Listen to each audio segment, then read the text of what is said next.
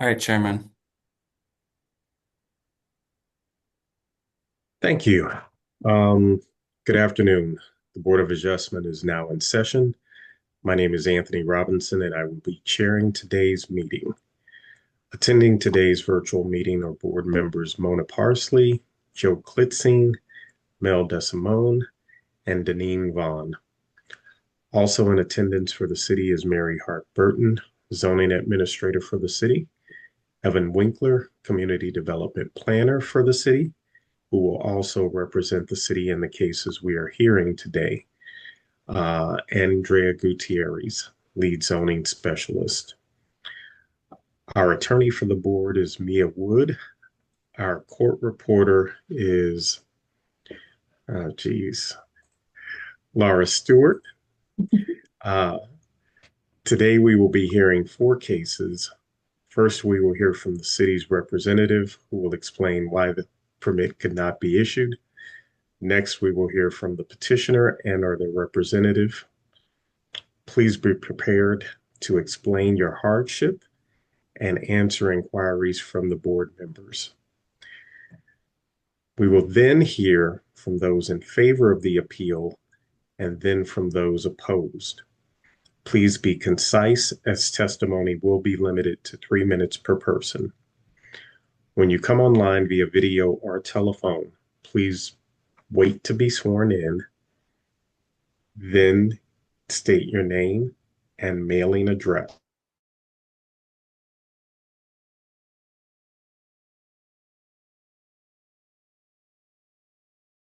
Online or by telephone to please remain on mute. Following testimony on all of today's cases, the board will go into its deliberative portion of the hearing, at which time we will vote on all cases heard.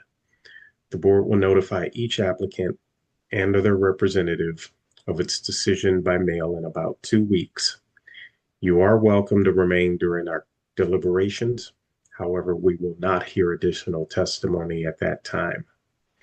You may also call the lead zoning specialist, Drea, tomorrow at 314-622-3666 to learn the outcome of your appeal. Sorry, I was late. No Just problem. okay. I can't hear. Again, the number is Can you hear me? I can't hear you. 3666. I hear you. Yeah, we can hear you fine. You can't hear any of us?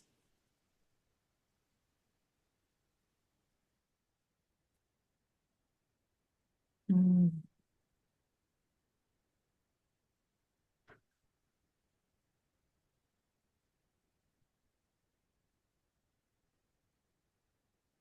I think that's because she's been abducted and taken to another planet from the look of the background. Um, I will turn off my camera and try to connect with her on phone. You guys keep going. Okay. Well, we since we do have a quorum, Drea, will you please read appeal number 20597? Appeal number 20597, 6058 Scanlon Avenue. Do you swear that the testimony you're about to give will be the truth, the whole truth, and nothing but the truth? I do. Good afternoon, board members. My name is Evan Winkler, Community Development Planner for the City of St. Louis, and I'll be representing the Building Commissioner. I'm here to present evidence of an appeal to add inside and outside storage of trucks, tools, moving supplies, and furniture to an existing warehouse with office space for hauling business at 6058 Scanlon Avenue. I'd like to present as evidence for this case photos and aerials of the said property, plans for the project, and a certified copy of the City of St. Louis zoning ordinance. The basis for denial of doing business as Tommy Trades concerning the building commissioner's refusal to issue an occupancy permit, authorizing the petitioner to operate a warehouse with office space at 6058 Scanlon Avenue in city block number 4758.00 is as follows. The present zoning for this address is A, single family dwelling district. And the intent of the applicable zoning provisions are to conserve the values of property throughout the city of St. Louis, protect the character and stability of residential, business, and industrial areas. It's also to regulate and restrict the location and use of buildings, structures, and land for trade, industry, residence, and other uses, and to regulate and restrict the intensity of such uses. The applicable zoning code provisions are section 26.16.010, uses prohibited. No structure or land shall be used for use other than those permitted in the district in which such premises are located, unless such uses are permitted by other provisions of the zoning code. And also section 26.20.020S, use regulations and conditional use summary. Use regulations and conditional uses of the A single-family dwelling district do not allow the appellant's proposal as stated above. Evidence of lawful nonconformity has not been presented. So in a quick summary, the petitioner is applying for an occupancy permit to add outside storage of trucks to their warehouse and hauling business. It's located in the A district, where this is not a permitted use. Therefore, a use variance would be required prior to approval.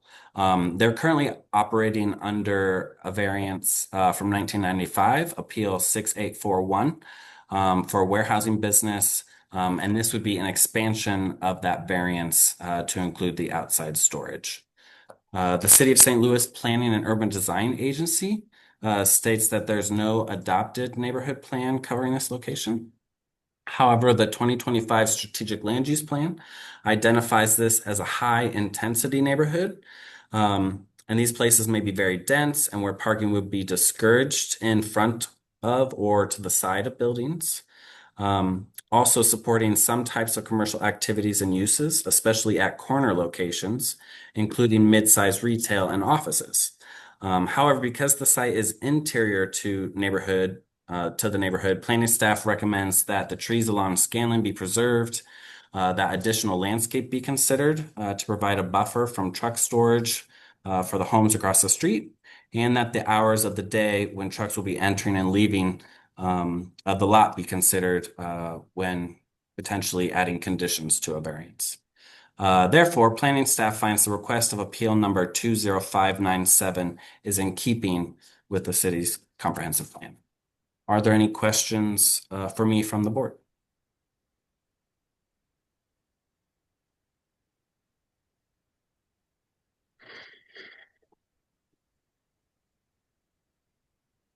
Okay, let's hear from the appellant, Mr. Marciano. You are muted, sir. No, yeah, no, I'm good. Sure. Uh, Okay, Mr. Marciano, let's get you sworn in first. Raise your right hand. Thank you. Do you swear or affirm that the testimony you're about to give will be the truth, the whole truth, and nothing but the truth? yes. Thank you. Okay, now can you state your name and mailing address for the record? My name is Tom Marciano. My mailing address is 2515 Sublet Avenue, St. Louis, Missouri. Okay, go ahead with your testimony. Yeah, we're just trying to start a moving side to our company, moving and hauling. And what we're going to be doing isn't going to affect the neighborhood at all. Like we already have the trucks and stuff, and the neighbors all love us. I have approval from the alderman, the neighborhood association, and we do a lot of stuff around the neighborhood for people. Currently, we're doing online sales, so we'll liquidate estates online or like on eBay or whatever. But we just keep getting asked over and over again to do moves, do hauling and that kind of stuff. And there's a lot of space for us to open a business like that, and that's what we want to do. So that's pretty much it. Yeah. Okay, any board members have any questions? Mel? What kind of things will you be storing outside? You know, when you Trucks. take just trucks. Yeah, I don't know what all the storage mumbo jumbos, but just the vehicles for moving. But largely, like 99% of the work won't be being done in the area, you know, unless we're doing like a move in Lindenwood Park. But you know, like that's nothing on site really. So All right, so you're just asking for the trucks to be stored out there. Would you yeah, have any problem with the conditions they put on there about having the trees preserved and making sure there's more landscaping? oh, I don't care. Yeah, it's whatever. Okay, that's all I got. How many trucks will you have? Like 7 or 8, something like that. But there's a parking lot, so pretty sizable parking lot. Like they wouldn't be parked on the street or anything like that. Do you plan on expanding and having more trucks? Uh, Not anytime soon, but eventually, yeah. But my lease is up in a year and a half, and I'll most assuredly be moving. So I don't really see that being a issue long term or anything like that. Okay. Mary, you're muted, Mary. Thank you. This question is for Mr. Marciano. You said there's a parking lot to put the trucks on. Is the parking lot screened in any way? And also, can you tell me about the size of the trucks? Like, are they normal pickup size trucks, or are they a larger, like a semi truck or something like that? There's no screening. I'm assuming you mean like a fence, right? Is that what you're Yeah, asking? Yeah. No, yeah. there's no fence blocking the lot, and then they're like U-Haul moving trucks, like 17 footers. They're not that big of box trucks or And anything like that. okay, so they do have the boxed in bed. Yeah, yeah, but like And then, smaller sizes of those, and then like a couple vans that are smaller, But sure. And then you mentioned that something about estate sales and stuff like that. So it wouldn't be the case where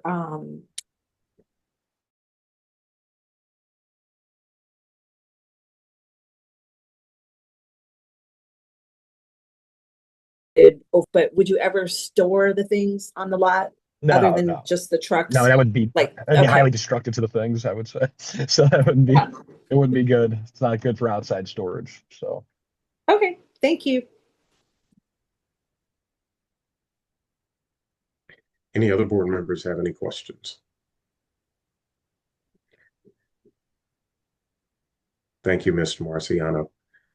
Is there anyone here to testify in favor of this appeal?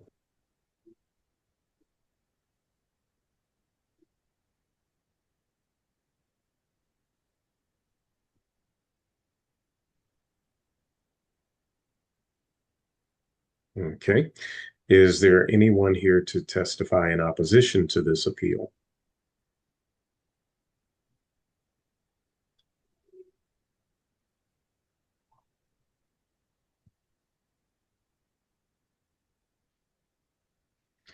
Hearing none, I will read into the record exhibits. Certified copy of the zoning ordinance, appeal to the board, basis of denial, meeting notice letter, City Journal public notices, photographs, Sanborn maps, a memo from Planning and Urban Design, a letter of support from Pat Acquisto, Linwood Park Neighborhood Association, dated October 6, 2025, and a letter of support from Pat Acquisto, Lindenwood Park Neighborhood Association with conditions dated September 14th, 2023, and a letter of support from Alderman Brett Narayan. And with that, I will consider this appeal having been heard. Drea, can you read appeal number 20598? oh, I'm all good to leave now, right? Am I good? Yes, Tom, you're able to leave. All right. Awesome. Thank you guys. Appeal number 20598, 1902 McCausland Avenue. Swear or affirm that the testimony you're about to give will be the truth, the whole truth, and nothing but the truth? I do. Again, my name is Evan Winkler, Community Development Planner for the City of St. Louis, and I'll be representing the Building Commissioner. I'm here to present evidence of an appeal to operate a dog grooming business, no boarding, at 1902 McCausland Avenue. I'd like to present as evidence for this case photos and aerials of the said property, plans for the project, and a certified copy of the City of St. Louis zoning ordinance. The basis for denial of Bon Lou's Pet Grooming Salon, LLC, doing business as Bon Lou's Pet Grooming, concerning the building commissioner's refusal to issue an occupancy permit authorizing the petitioner to operate a pet grooming at 1902 McCausland Avenue and city block number 4622.10 is as follows. The present zoning for this address is A, single-family dwelling district. The intent of the applicable zoning provisions are to conserve the values of property throughout the city of St. Louis and protect the character and stability of residential, business, and industrial areas. It's also to regulate and restrict the location and use of buildings, structures, and land for trade, industry, residence, and other uses, and to regulate and restrict the intensity of such uses. The applicable zoning code provisions are section 26.16.010, uses prohibited. No structure or land shall be used for use other than those permitted in the district in which such premises are located, unless such use is permitted by other provisions of the zoning code. And then also section 26.20.020S, use regulations and conditional use summary. Use regulations and conditional uses of the A single-family dwelling district do not allow the appellant's proposal as stated above.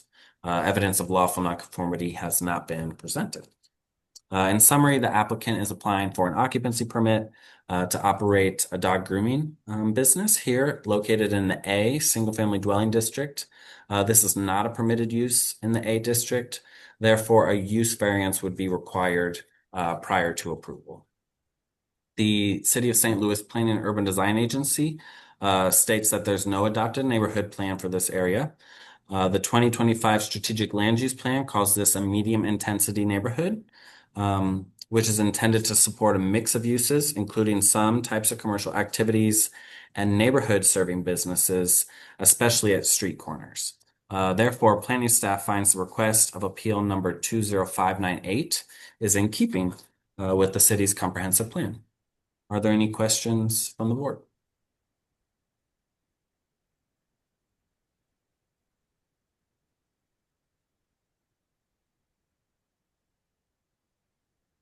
Okay, let's hear from the appellant.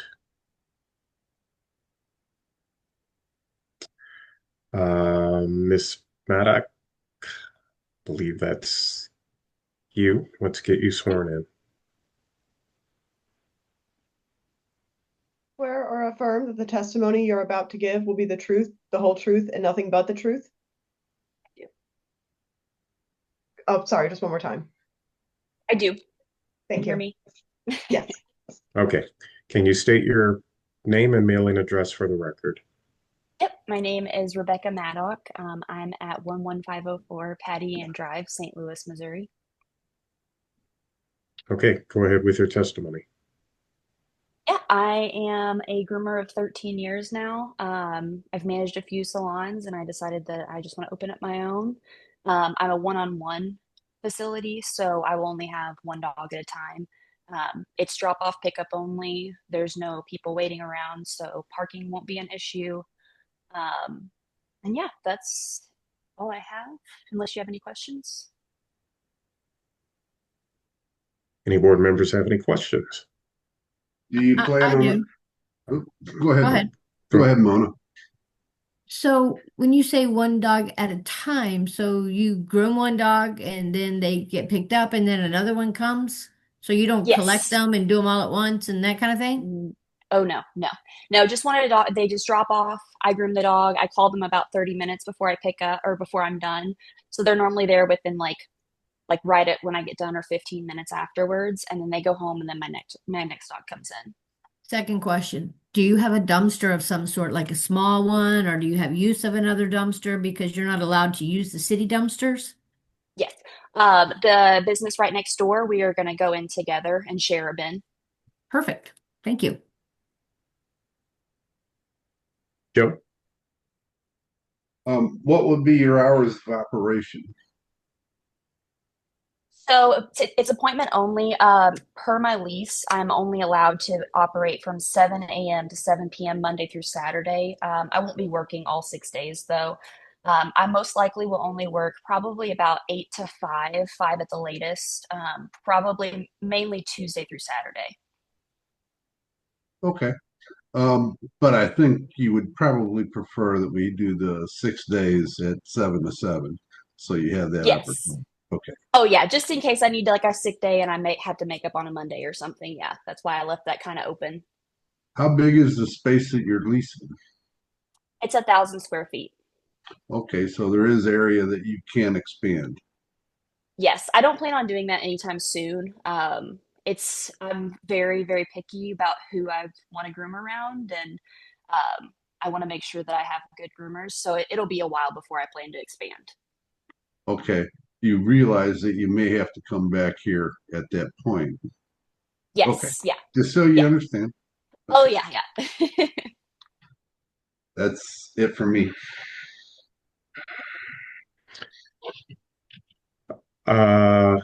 Deneen.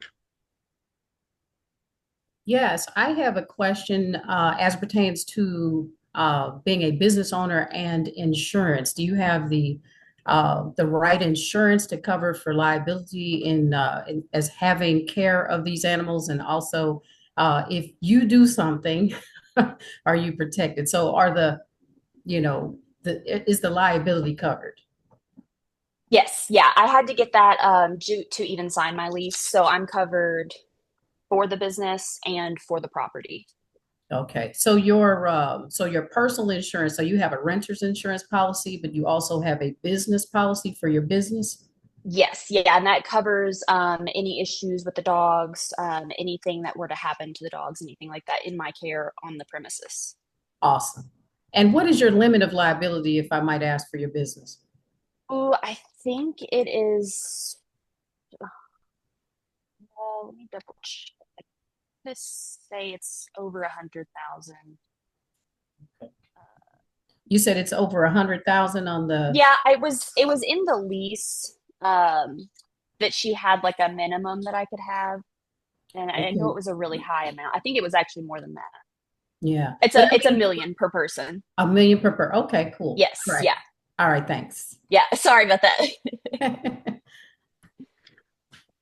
Any other board members have any questions?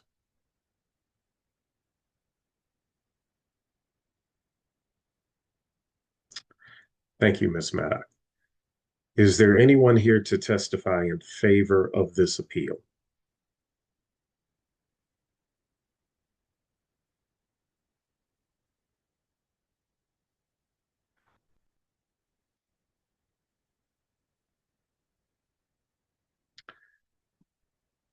Okay. Is there anyone here to testify in opposition of this appeal?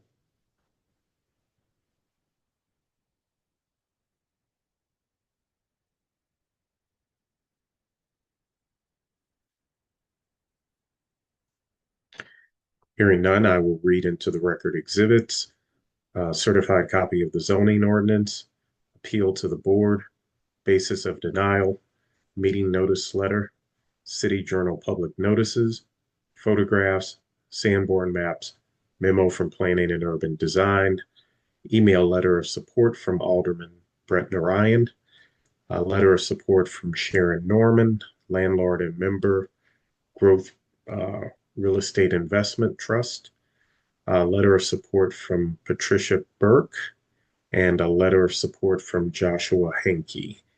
And with that, I will consider this appeal having been heard. Drea, can you read appeal number 20599? Appeal number 20599, 2700 Broadway Avenue. Swear or affirm that the testimony you're about to give will be the truth, the whole truth, and nothing but the truth? I do. Again, my name is Evan Winkler, Community Development Planner for the City of St. Louis, and I'll be representing the Building Commissioner. I'm here to present evidence of an appeal to operate an auto rental business, no auto repair, no body work, and no detailing at 2700 Gravois Avenue. I'd like to present as evidence for this case photos and aerials of the said property, plans for the project, and a certified copy of the City of St. Louis zoning ordinance. The basis for denial of Southside rental cars concerning the building commissioner's refusal to issue an occupancy permit, authorizing the petitioner to operate automobile sales use, no repair at 2700 Gravois Avenue and city block number 1423.00 is as follows. The present zoning for this address is F, Neighborhood Commercial District. The intent of the applicable zoning provisions are to conserve the values of property throughout the city of St. Louis and protect the character and stability of residential, business, and industrial areas. It's also to regulate and restrict the location and use of buildings, structures, and land for trade, industry, residence, and other uses, and to regulate and restrict the intensity of those uses. Applicable zoning codes are section 26.16.010, uses are prohibited. No structure or land shall be used for use other than those permitted in the district in which such premises are located, unless such use is permitted by other provisions of the zoning code. And then also section 26.40.020S, use regulations and conditional use summary. Use regulations and conditional uses of the F Neighborhood Commercial District do not allow the appellant's proposal as stated above. Evidence of lawful nonconformity has not been presented.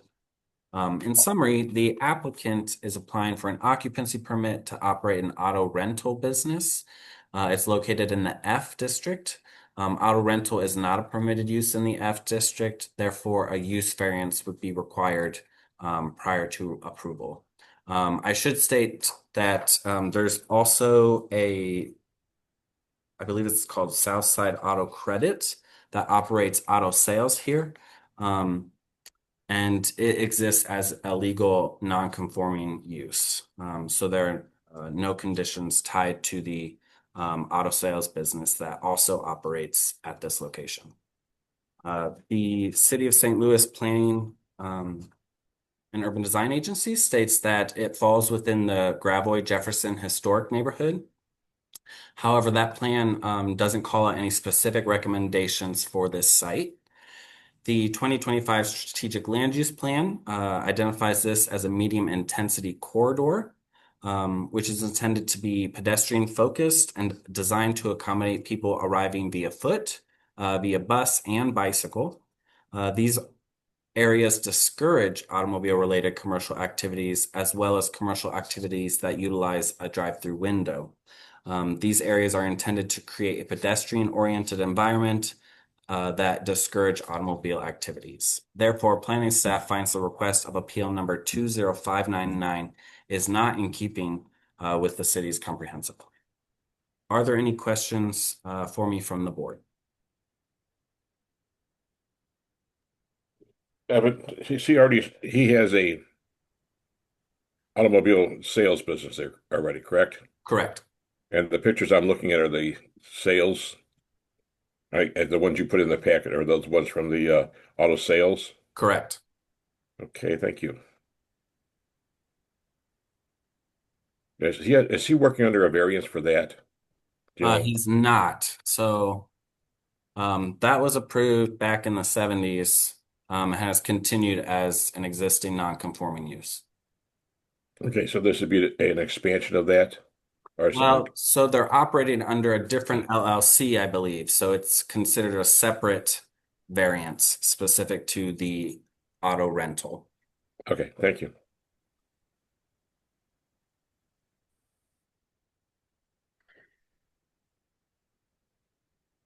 Any other board members? Okay, let's hear from the appellant. Can you hear me? Yes, sir. Let's Yes, get sir. you sworn in. Yes, sir. Swear or affirm that the testimony you're about to give will be the truth, the whole truth, and nothing but the truth? I do. Thank you. So my name's John John Vanderplume. I do operate Southside Auto Credit, and we are looking for an expansion to our business, like was just discussed by Evan.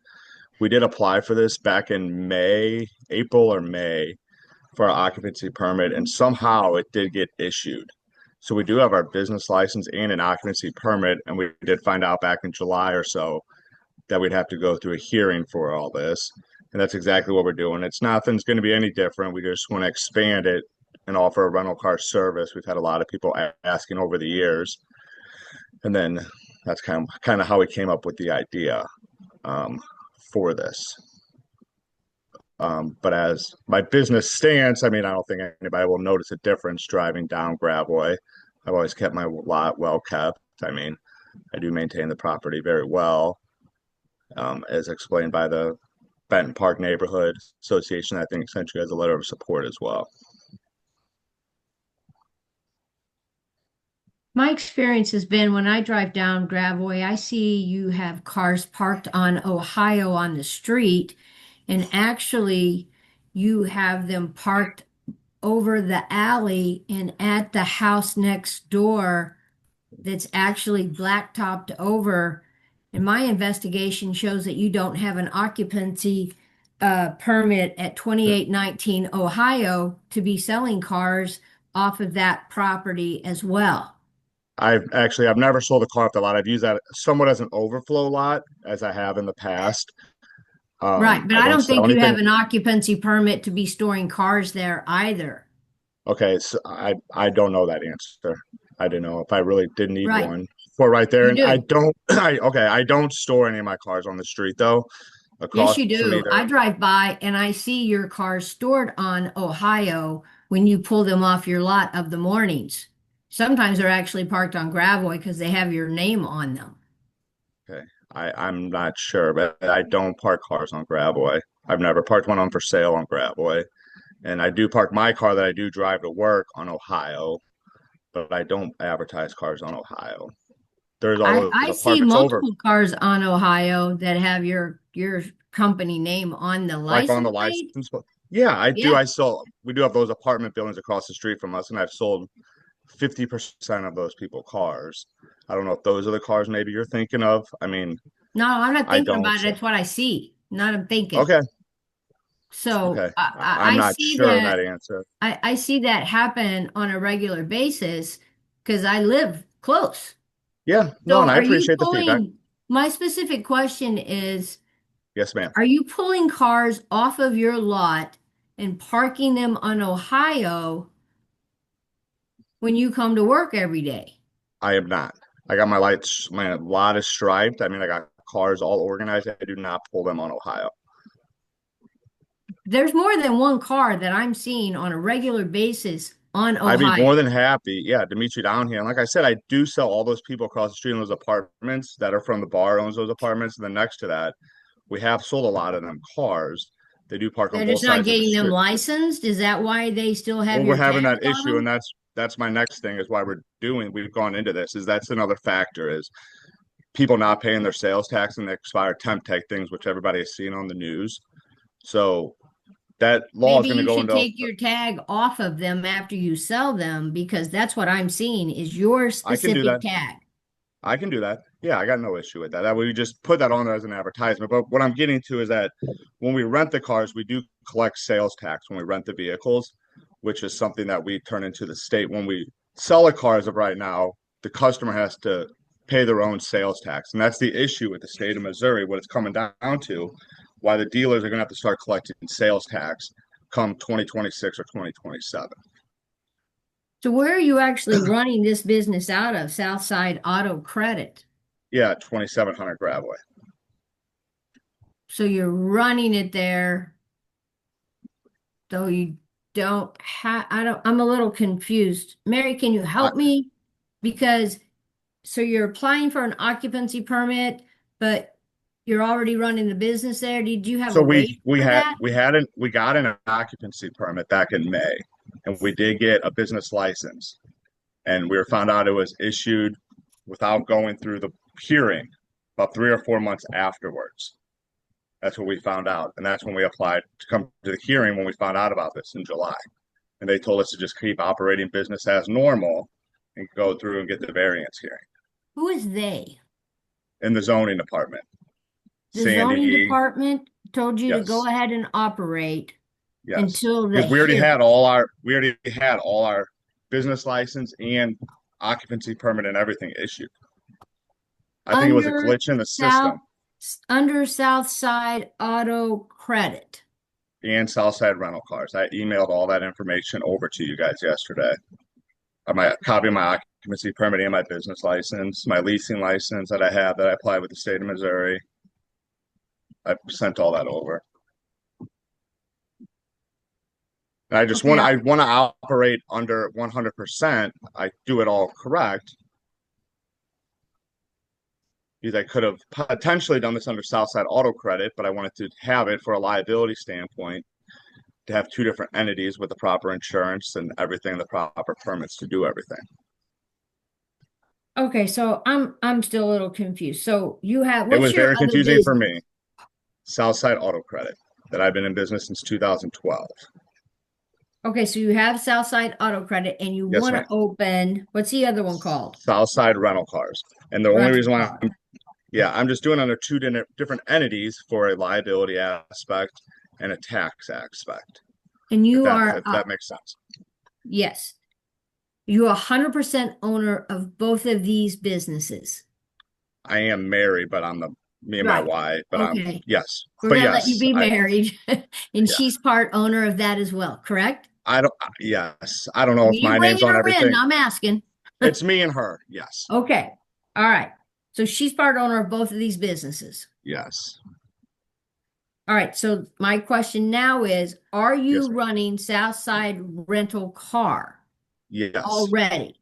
Yes. Because we had an occupancy permit and a business license issued back in May of this year.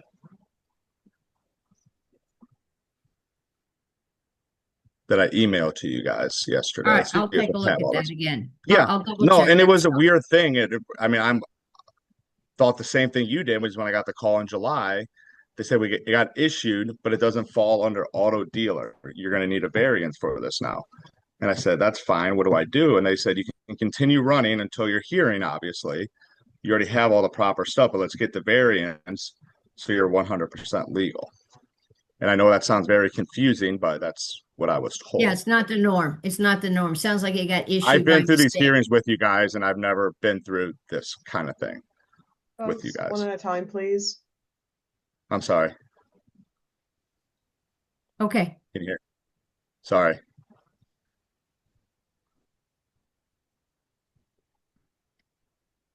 But 2819 Ohio, you've never Yeah, is been that to a vacant lot? hearing on this. No, and I can do that if you guys would like me to get a variance for like outside storage. For that, I have no issue doing that. If we can get everything settled here, I'll apply for it tomorrow. I got no issue doing that. Okay. I need And you to do I it. really don't. I really do try to keep my property clean, and I do take a lot of constructive criticism from everybody in the neighborhood, and I do get a lot of compliments that my lot doesn't look like some of the other lots on Gravois. I know some of them can be eyesores, and I'm the first to say it, but I do get out there every morning. I clean up all the trash. I keep all that mulch very well kept. I clean all my weeds. I mean, I really I do. agree. I don't see trash around your lot. And I really do try. Do I have an extra car maybe here and there? Probably. But I don't line the Gravois full of cars. I don't line Ohio full of cars. I do know it's an eyesore. At the same time, I really do take pride of ownership in my property, my business. Okay. Thank you. Thank you. Mary, Thank you, Mr. Chairman. This question is for Mr. Vanderplum. Mr. Yes, ma'am. Vanderplum, I'm sorry if you already said this, but I didn't catch it. How long have you been operating the business there? The current So I opened Southside Auto Credit August of 2012, and I was at a different location that I rented from my father down off Gravois and Chippewa, and I moved to 2700 Gravois. It was either, I think it was November 1st or December 1st of 2018. I forget the actual date, but it was late 18 when I opened here, when I moved down Gravois. Okay. So I'm looking at the system, and in 2019 there was Yes, and I know what you're going to ask. So in Can you let me finish, 2019, please? I'm sorry, Mr. ma'am. Vanderplum, allow the Yes, commissioner and the director to finish their questions before speaking. Thank you. yes, sir. Yes, Mr. sir. Vanderplum, the court reporter cannot possibly get an accurate record if you're going to continue to speak over me. So if you'll let me finish, I'll let you finish, okay? So I'm looking at the history, and I see where a Board of Adjustment variance was revoked here. So were you the operator when that permit was revoked?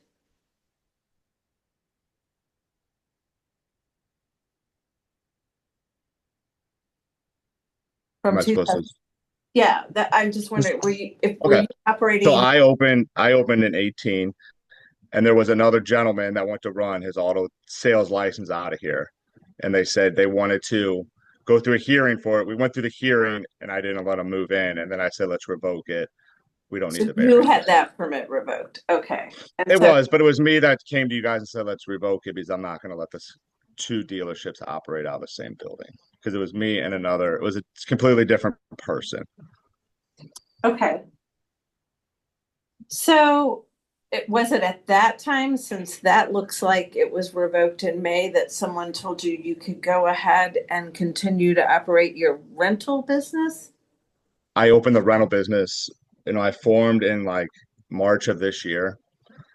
And then I got the occupancy permit and I just looked at it on my wall. It was sometime in May. I think it was May 8th that it said that it got issued of this year. And then I didn't find out till July that I was supposed to go through a hearing for I don't this. see a record of any of that in our system. Yeah, I emailed you guys a copy of I'm sorry. Again. Sorry.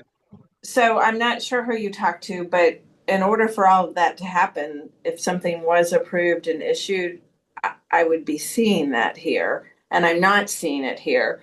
But regardless of that, if you don't have an occupancy at any of the properties you own that you're operating your business, you shouldn't be operating.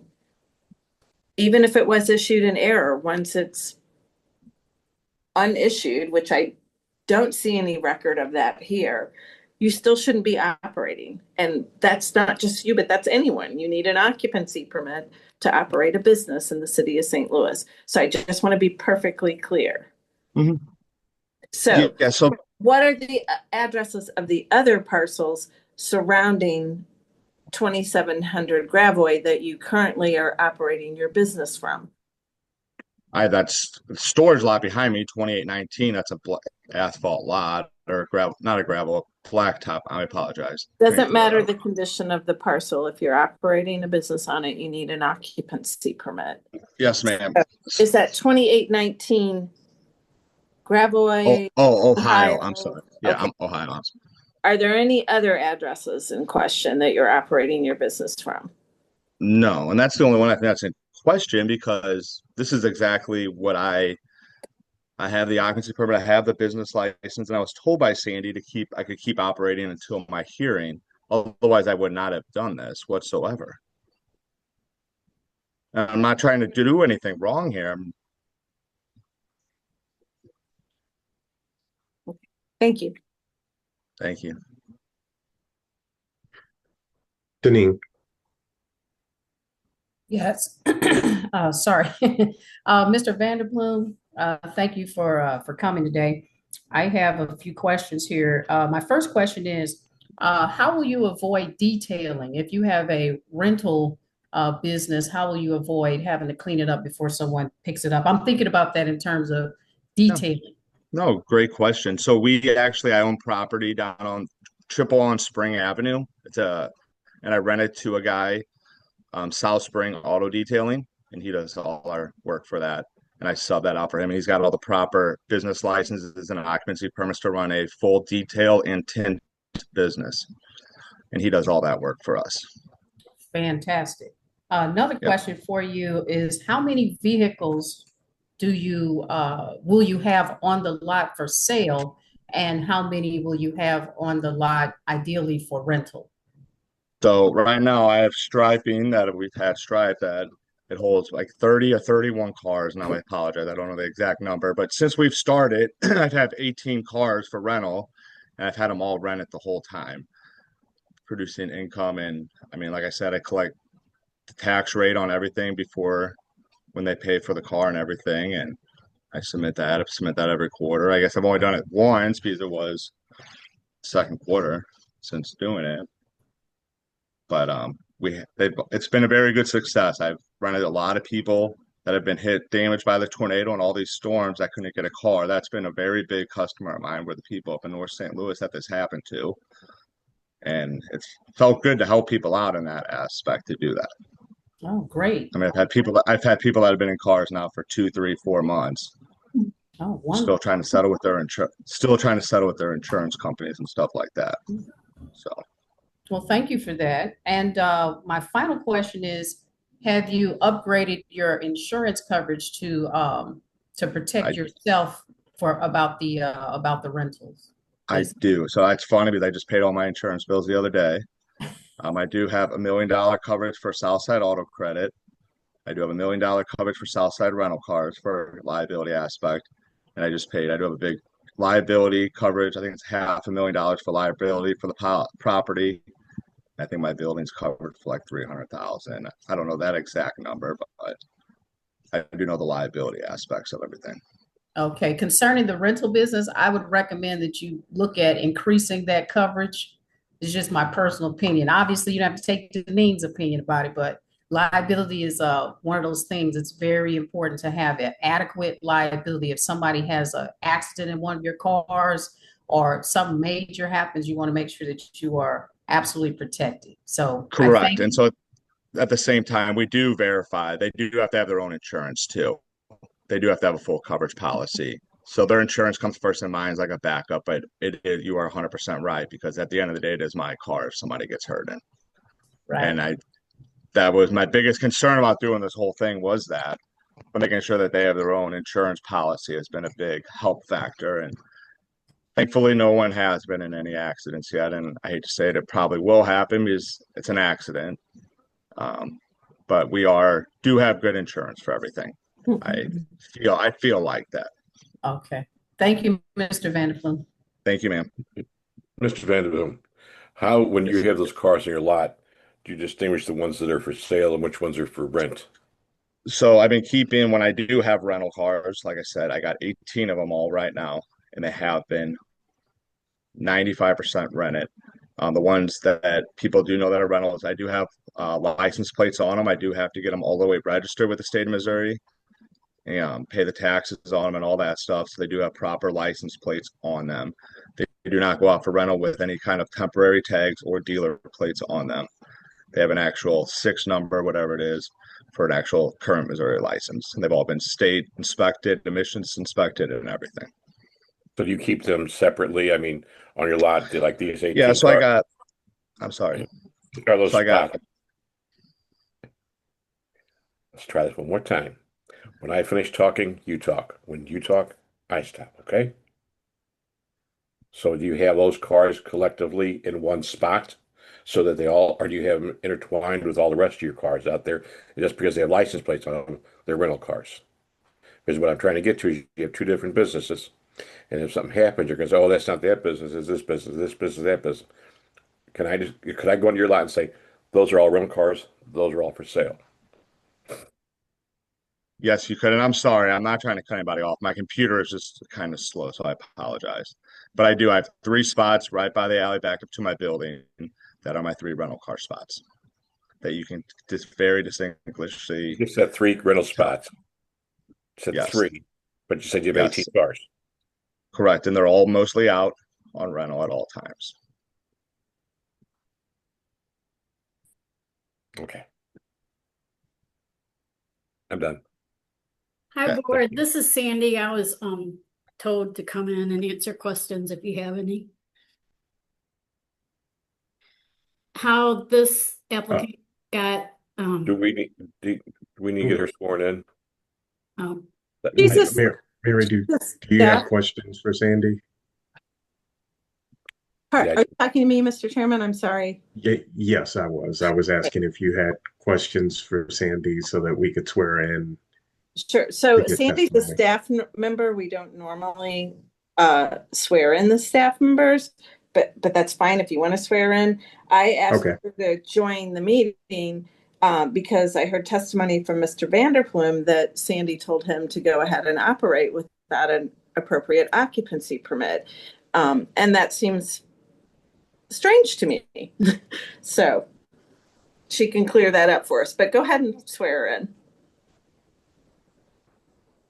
Swear or affirm that the testimony you're about to give will be the truth, the whole truth, and nothing but the truth? I do. Thank you. So I made a mistake and issued this And then it came to my attention that it was issued for the car rentals, so I had to pull it back and send it to the board. That's what happened. So the occupancy is not issued right now.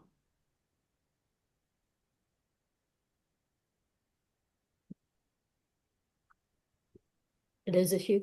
Oh, okay. Any board members have any questions? Okay. Thank you, Sandy. Can I ask a quick question, Chairman? Just for clarity. Yes, Maya. There are two businesses operating at the exact same address? Okay. Yes. It sounds like the owner, it's the same owner, but he has two businesses. Can I talk for a sec, or am I done? Or Go ahead, John.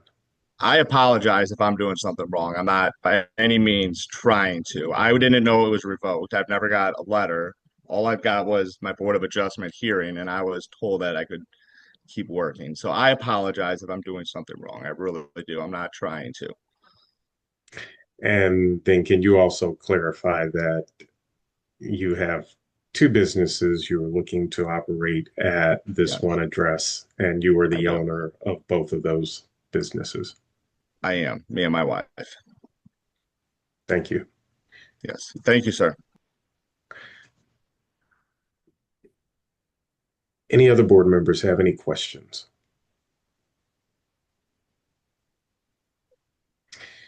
Thank you, Mr. Vanderploem. Is there anyone here to testify in favor of this appeal?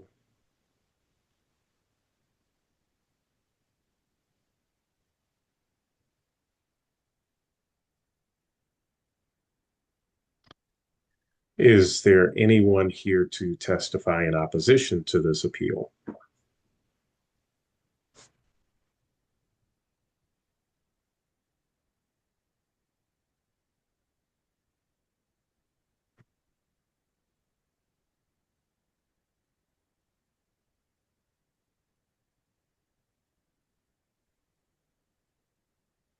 Hearing none, I will read into the record exhibits: a certified copy of the zoning ordinance, appeal to the board, basis of denial, meeting notice letter, City Journal public notices, photographs, Sanborn maps, memo from Planning and Urban Design, letter of support from Jane Kirsch, Vice President, Benton Park West Neighborhood Association, and supporting documentation submitted by the petitioner. And with that, I will consider this appeal having been heard. Drea, can you read appeal number 11983? Appeal number 11983, 4903 Goodfellow Boulevard, also known as 4657 through 4873 Goodfellow Boulevard. Swear or affirm that the testimony you're about to give will be the truth, the whole truth, and nothing but the truth? I do. Again, good afternoon, board members. My name is Evan Winkler, Community Development Planner for the City of St. Louis, and I'll be representing the Building Commissioner. I'm here to present evidence of an appeal to make interior and exterior alterations per plans for updates to a convenience store, gas station that will have cooking, an exterior food window, and outside storage of a shipping container, but will not be selling liquor at 4903 Goodfellow Boulevard. I'd like to present as evidence for this case photos and aerials of the said property, plans for the project, and a certified copy of the City of St. Louis zoning ordinance. The basis for denial of Marvel Petroleum LLC, care of David Cabernet, concerning the building commissioner's refusal to issue a building permit that would authorize the petitioner to make interior and exterior alterations per plans for updates to a convenience store, gas station with cooking, exterior food pickup window, and outside storage of shipping container, no liquor sales at 4903 Goodfellow Boulevard, located in city block number 6120.00 is as follows. The present zoning for this address is F, Neighborhood Commercial District. The intent of the applicable zoning provisions are to fix reasonable standards to which buildings and structures shall conform. Applicable zoning code provisions are section 26.08.104.1, convenience store, is any grocery or retail establishment not exceeding 3,500 square feet, offering for sale a limited line of groceries and household items and prepared food, usually for off-site consumption.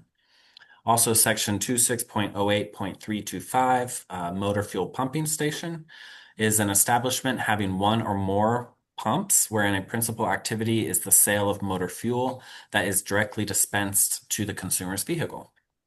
Also, section 26.16.010, use is prohibited. No structure or land shall be used for use other than those permitted in the district in which such premises are located, unless such use is permitted by other provisions of the zoning code. Also, section 26.16.060, discontinuing a nonconforming use. In the event a nonconforming use of any structure or premises is discontinued or its normal operation stopped for a period of 1 year, the use of the same thereafter shall conform to the regulations of the district in which it is located.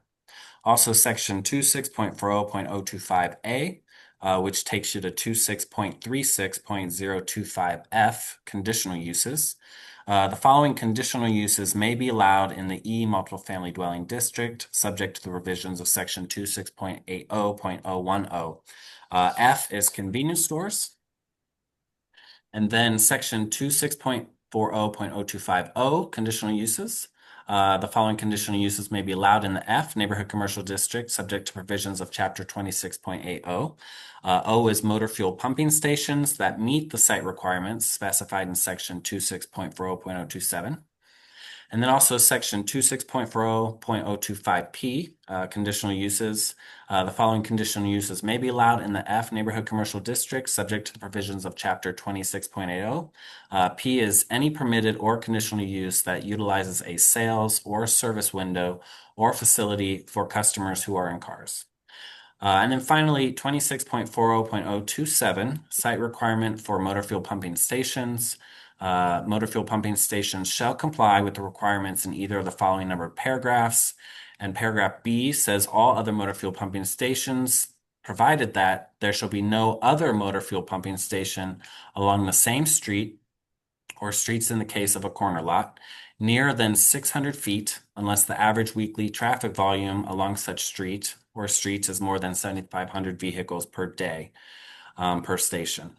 However, in no case shall a station as provided for herein be permitted nearer than 300 feet from another such use on the same side of a street, and in no case shall an additional station be permitted at the intersection of two such stations already existing at that intersection. Evidence of lawful nonconformity has not been presented. So, there's a bit of a history here, so I'm going to try to do my best to summarize, but the applicant is applying for a building permit to make interior and exterior alterations to update a vacant convenience store and gas station. It has been a convenience store and gas station in the past. The renovations will include a kitchen for cooking, exterior pickup sales window, a game room, restrooms for new access from restrooms that will have access from the inside rather than the previously outside access, a small office, and an outdoor storage shipping container that they'll use for storage. The proposed gas station originally opened in 1996. It continued for many years under several transfers of ownership as an existing non-conforming use. In 2018, it was issued occupancy with a conditional use permit, number 126375, at the most recent change of ownership. However, this property has been vacant since 2023, which is when the license collector last had record of a business license here. So, per section 26.16.060, when a non-conforming use of any structure or premise is discontinued for its normal operation for a period of a year, it must adhere to the underlying zoning designation. So in the F district, gas stations are considered a conditional use so long as they meet all of the site requirements. And in this case, it cannot meet the site requirements because it's nearer than 300 feet to another gas station on the same side of the street. Therefore, a use variance would be required for a gas station at this location. In addition, outside storage of the shipping container. Outside storage is not a permitted use in the F district, so a second use variance is required. And then finally, convenience stores and sales windows require conditional use approval in the F district. Yeah, so 2 use variances and 2 conditional use approvals.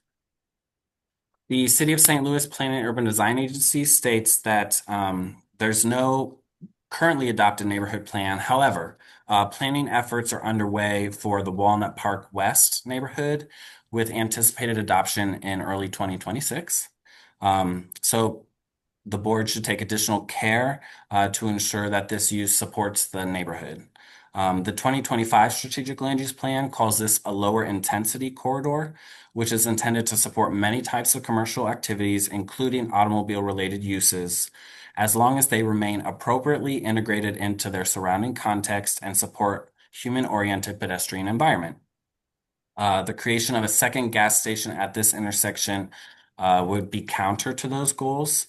If the board chooses to grant a variance, planning staff would recommend conditions that would help improve the walkability of the area, like reducing or eliminating the curb cuts on Goodfellow Boulevard, sidewalk reconstruction on Goodfellow, and appropriate landscaping buffers.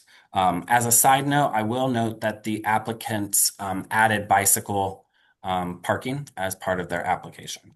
However, planning staff finds that the request of appeal number 11983 is not in keeping with the city's comprehensive plan. So that was a lot. Are there questions from the board members for me? I have a question. Yep. I was a little confused about the shipping container. Is that a container that they want to stay there all the time, or this is a container that they need while under construction? I believe it's there for all the time for storage. It's kind of placed towards the back. You can see it on the site plans for just additional site. I see somebody's raised their hand. When we get to your testimony, sir, you'll be able to elaborate on the use of the storage container. But as the plans show, it would imply it's there for the foreseeable future. Okay, well, we'll listen to it. I'm not liking it, but okay. Am I allowed to speak now? Not yet, ma'am. We're still Oh, at okay. staff time. Okay. Thanks. Okay. I'm sorry. Any other board members have any questions?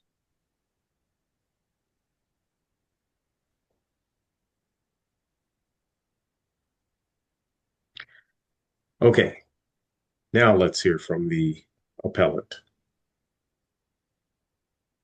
Hello. Nice Yes, to let's get you sworn in. Right hand, sir. Do you swear or affirm that the testimony you're about to give will be the truth, the whole truth, and nothing but the truth? Yes. Thank you. Okay, can you state your name and mailing address for the record? Yes, Max Levin, 14 Rio Vista Drive, St. Louis, Missouri, 63124. And I have with me my architect, Alva Levin, here as well. Okay, so we will take your testimony first, and then if Al Levine needs to testify, we will then swear him in as well. Okay. Go ahead, Max. Thank you, Chairman Robinson, and thank you, board members, for taking the time to hear from us, and Alderwoman Ms. Boyd, and members of the community, Ms. Thomas. Thanks for coming. Yeah, so we bought this property back in January. It is a vacant gas station. It has been a vacant gas station since the 90s. The last 2 years, someone bought it and never occupied it. It has working tanks, working pumps, working lines, canopy, sign, a car wash, which we plan on removing. And our goal here is simply to occupy it, run it, create a new business out of it. We've done so with a couple others. My family has been in this industry since the 40s. My grandfather, Lou Levin, started Midwest Petroleum in 1947. And my father, Bud Levin, ran it for many years and worked with the McNutt family that currently owns it. They have over 60 gas stations and convenience stores in the St. Louis and Illinois area. I've learned a lot from them, and they'll be mentoring us as we go on this project, and we have 2 other gas stations as well. We've when I go about these projects, first and foremost, I like to speak with the community, and the first thing I did was speak with Miss Alderwoman Boyd and members of the community there on what they're looking for. There is another gas station nearby. What I've heard and concerns are safety and a diversity of food and a lack of healthy food. And just as how we had concerns with one of our other sites in Decatur, Illinois, where there was a lack of activities for children. Last week we had a trunk or treat for kids where we had bouncy houses and an event and food trucks and all that, and had like a little carnival. We do something every month. Next month we're doing a car show. We like to speak to the community, listen to what they want, and better our community around us. And we hope to do that here by creating a safe gas station and having a healthy food option restaurant in it with sandwiches and salads to provide to the community. We also want to put in electric chargers as well to have some variance and diversity there. There was questions on the storage container. We're going back and forth on it. It's really a matter of economics on that one, whether we just actually, cut the wall and expand the building over, or put in some kind of storage container to create our storage space. If you look at the building, it's kind of behind it where it's not seen. And that was the more economic thing to do at the moment. A lot has to do with, getting our loan and approval, and this is that step we need to be able to occupy the already existing gas station that's just vacant. And we hope to really stand on our morals and our laurels and really create that safe space for the community, which isn't there when they are shopping for their convenience goods, groceries, and pumping their gas. And adding in that aspect, which we've heard from the community that they want and are looking forward to, which is, good, healthy food. My wife will be helping with the menu, and I'm excited for that. Happy to answer any questions.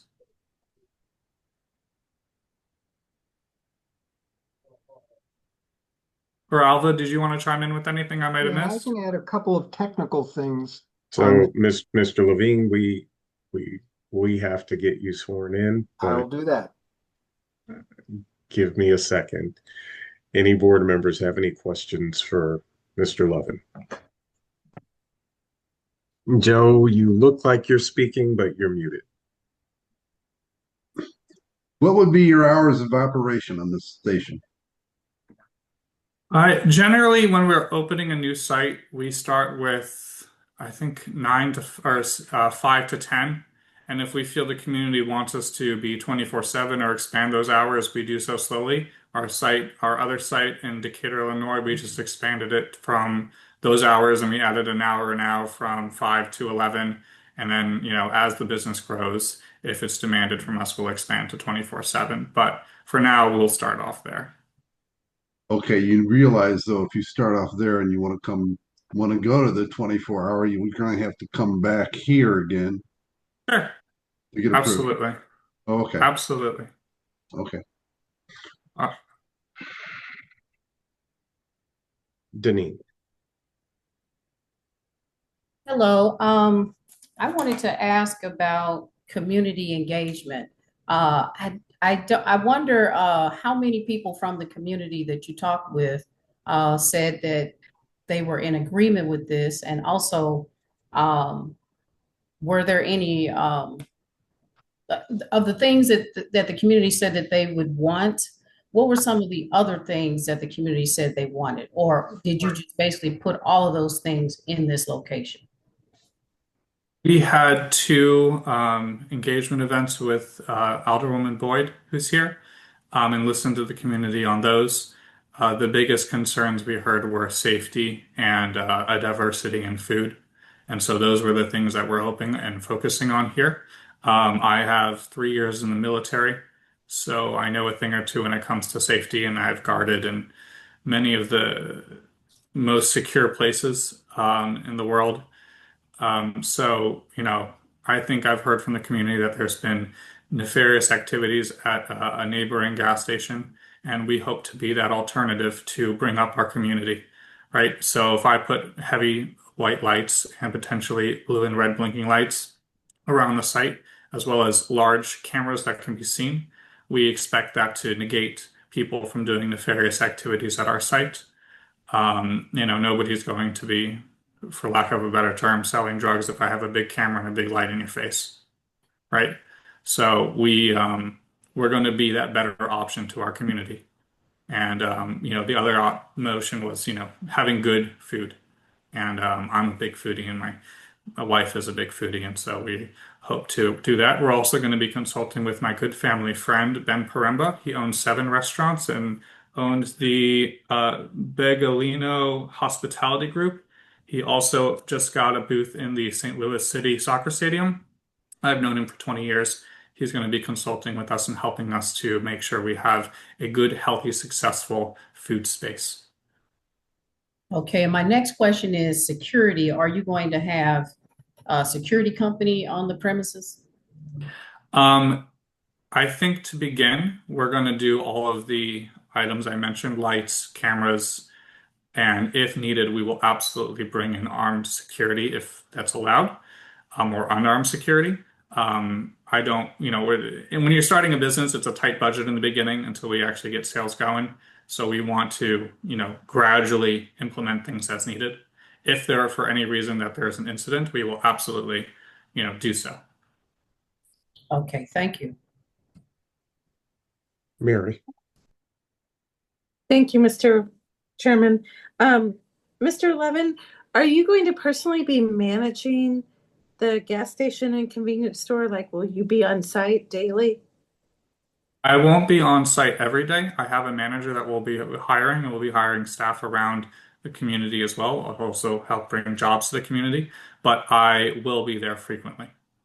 And then also, is the gas station portion of the business associated with like a brand like Amoco, Phillips?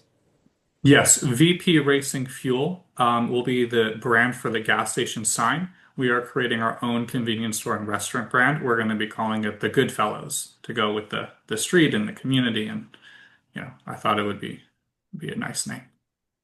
And can you repeat that brand name for the gas station? Did you say ZP? Oh, VP, V as in Victor. Okay, They're thank a you. national brand. Their colors are blue and red. We'll figure out colors for the convenience and restaurant. We haven't gotten that far. First, we got to get our permit, get our loan, and go from there. And then my next question is, if the board would condition this that you had to have security, would that make a difference if you had to have on-site security? My understanding is having an on-site security guard could cost us anywhere between $100,000 and $200,000 a year for an up-and-coming startup business. It could really, I don't know if we can afford it, to be frank. And from my 3 years in the military, when it comes down to having real security, it's about deterrence. And it's about having that presence in your face, knowing that you have someone there. Having a physical person isn't necessarily helpful. People make mistakes and don't look at the stuff all the time. Having a 24/7 blue and red blinking camera, offering free coffee and donuts to police officers so they stay there and have a presence there is going to be a lot. Having a security guard I've never had a good experience with it because usually what they do is they just call the police and then sit around and don't do anything, and I can have my manager do that. I've had better experiences with actually having footage videotaping what's going on, having, quick communication to law enforcement and personal contacts there to make sure that when something is happening, we can call quickly. And for example, friends in Los Angeles, I have Joe, who's a police officer with the LAPD. Something happens, I have his cell phone, I call him, he comes within 15, 20 minutes to help us out with whatever the incident is. I think that's going to be a much more effective way for us than having a guard who might not have those contacts or, you're hiring out a security company in that way. And economically, it would be incredibly difficult for us to maintain that. We're a startup and we're getting young and we want to help to build the community and bring jobs and income and all that. I think that once we get on our feet, it's an option, but I don't want to jump the gun on something, right? I think working things slowly and gradually, and the second we have a real incident is when we look into it and see what needs to be done. I hope that answered your question, Ms. Burke. I just think it's an interesting theory that an armed security officer couldn't take action, that they would have to like call the police. They couldn't apprehend somebody until the police got there. I just find that interesting. Thank you. Of course, and just to comment, in my experience, there's a lot that they can't do, and you need to wait for police presence. And I feel we would be adequate with having good staff, good managers, and lots of bright lights, clean environment, and having good relationships with our local LAPD. Oh, one last question. I don't think I caught. What were those hours of operation again? I think we would start somewhere between 5 and 6 a.m. and end at 9 to 10 or 9 to 10 p.m. And expand from there. Again, I think we're still debating on those numbers. First and foremost, I want to make sure that we have permits and can operate. So is that 5 a.m. to 10 p.m. 7 days a week? Yes, ma'am. Thank you. Tony. Yeah, Matt. Anthony. The cameras that you say you want to put in, would you tie those into the police department whether you allow them to be tied into the police department's monitoring system? I would be happy to. I've never done that before, but if they will allow it and the police will allow it, absolutely. Okay.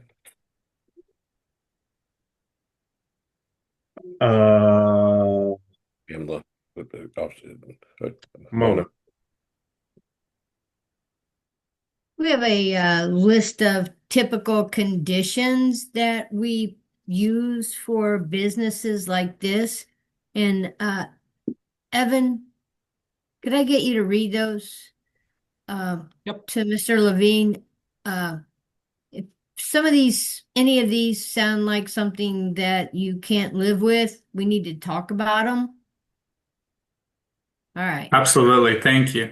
I hope I helped change your mind a little bit. All right. So these are standard conditions. Number 1 says the hours of operation shall be limited to what you've testified here today. Number 2 is that the petitioner shall provide a commercial dumpster and establish a trash removal contract through a private source for regular pickups and maintain the entire premises in a clean and orderly appearance at all times. Number 3 is there shall be no selling of liquor, alcohol, or non-intoxicating beer on the premises at any given times. Number 4, the board would likely scratch out because it says there shall be no cooking on the interior or exterior of the premises at any given time, which you have indicated on your application you plan to have cooking. Number 5 says there shall be no sale of items that can be used or are intended for use as drug paraphernalia, as defined in ordinance number 68404 or its successor ordinances. Including, but not limited to, food scales, glass tubes, disposable lighters with pop-off tops, steel scrubbing pads and screens, rolling papers, ephedrine or pseudoephedrine, diet supplements, sleep aids, bath salts, or other substitutes for illegal drugs. In addition, there shall be no sale of cigars or cigarillos commonly used or adapted for use involving a controlled substance, examples of which include, but are not limited to, the following: Phillies, Dutch Masters, White Owl, Swisher Sweets, Splitterillos, Backwoods, Optimo, Garcia Vega, and Game. Number 6 says there shall be no loitering, for which the petitioner must post a no loitering sign and enforce it. Number 7, there shall be no vending, ATM machines, or payphones on the exterior of the premises at any given time.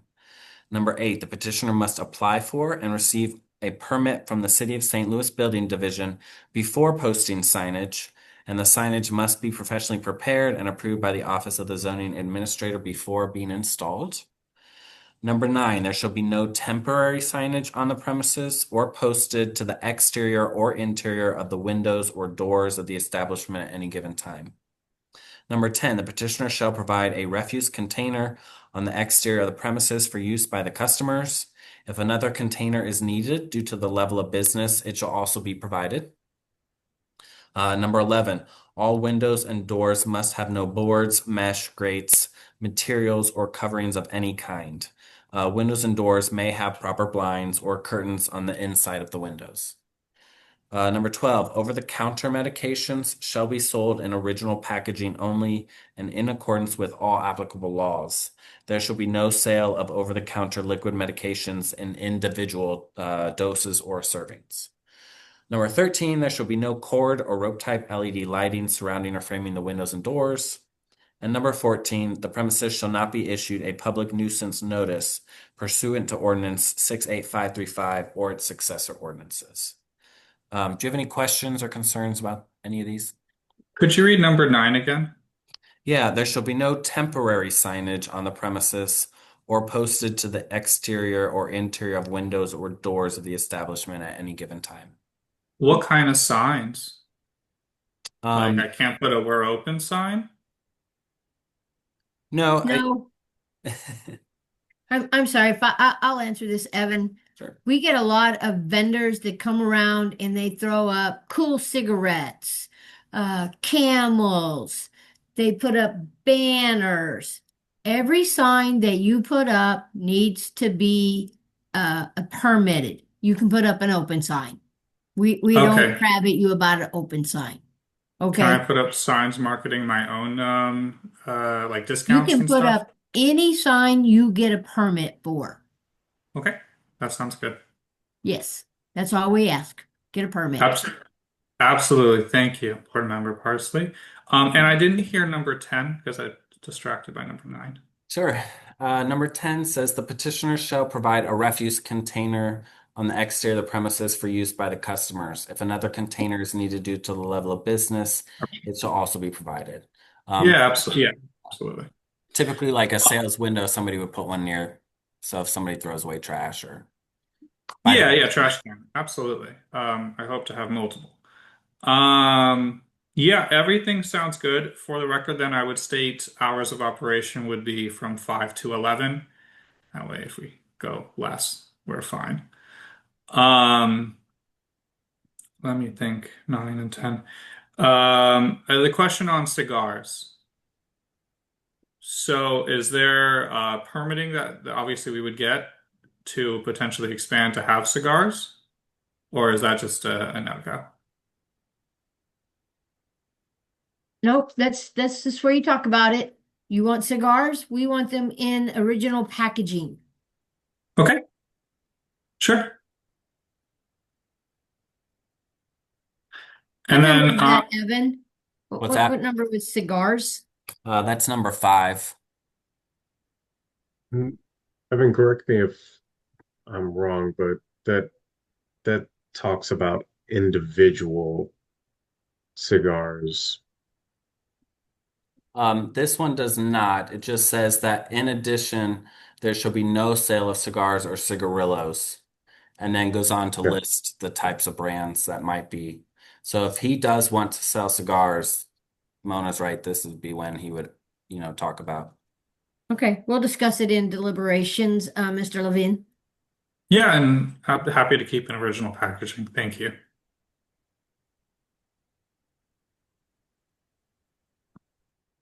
Uh, I was hoping. Ms. Boyd, I'm Sorry. sorry. Ms. Boyd,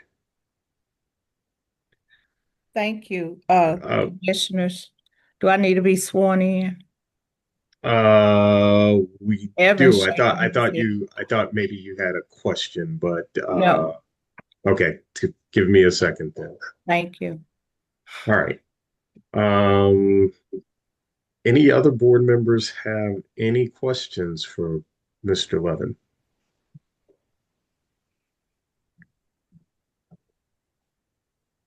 All right. Thank you, Mr. Levin. Is there anyone here to testify in favor of this appeal? Alderwoman, are you looking to testify in favor of this appeal? Yes, Okay, I always get confused. no problem. Let's get you sworn in. Raise your right hand, Alderwoman. Do you swear or affirm that the testimony you're about to give will be the truth, the whole truth, and nothing but the truth? I do. Thank you. Okay, and if you could state your name and mailing address for the record. My name is Pamela Boyd. My mailing address is 1200 Market Street, room 230, Board of Aldermen. Okay, proceed with your testimony. Thank you all for allowing me to speak in support of this business. And I heard him, I want to thank Evan for coming to the meeting because you normally don't see the building commissioner. So thank you for coming and giving us all that great information. I really appreciate it. And so I was pretty proud of the legislative assistant and the NIS because they had canvassed all around their property. And we wound up having a community meeting via Zoom. And we had people on that meeting that welcomed this business because I was hearing what the committee was saying about things that shouldn't be on these businesses. And I'm just concerned because that's what I'm plagued with in my community. The cigarette signs, the cigarillo signs, all these signs are all over these buildings, and you all are saying that they're not supposed to have this. So I guess my question, do you all have somebody that's monitoring or checking businesses to see if they're in violation of what these ordinances are? I Mary? can answer that. Yes. Thank you, Alderwoman. Thank you for asking that question. And the answer is we only respond when people complain. We currently have no zoning inspector. At one time, we had 8 zoning inspectors, but now we have 0.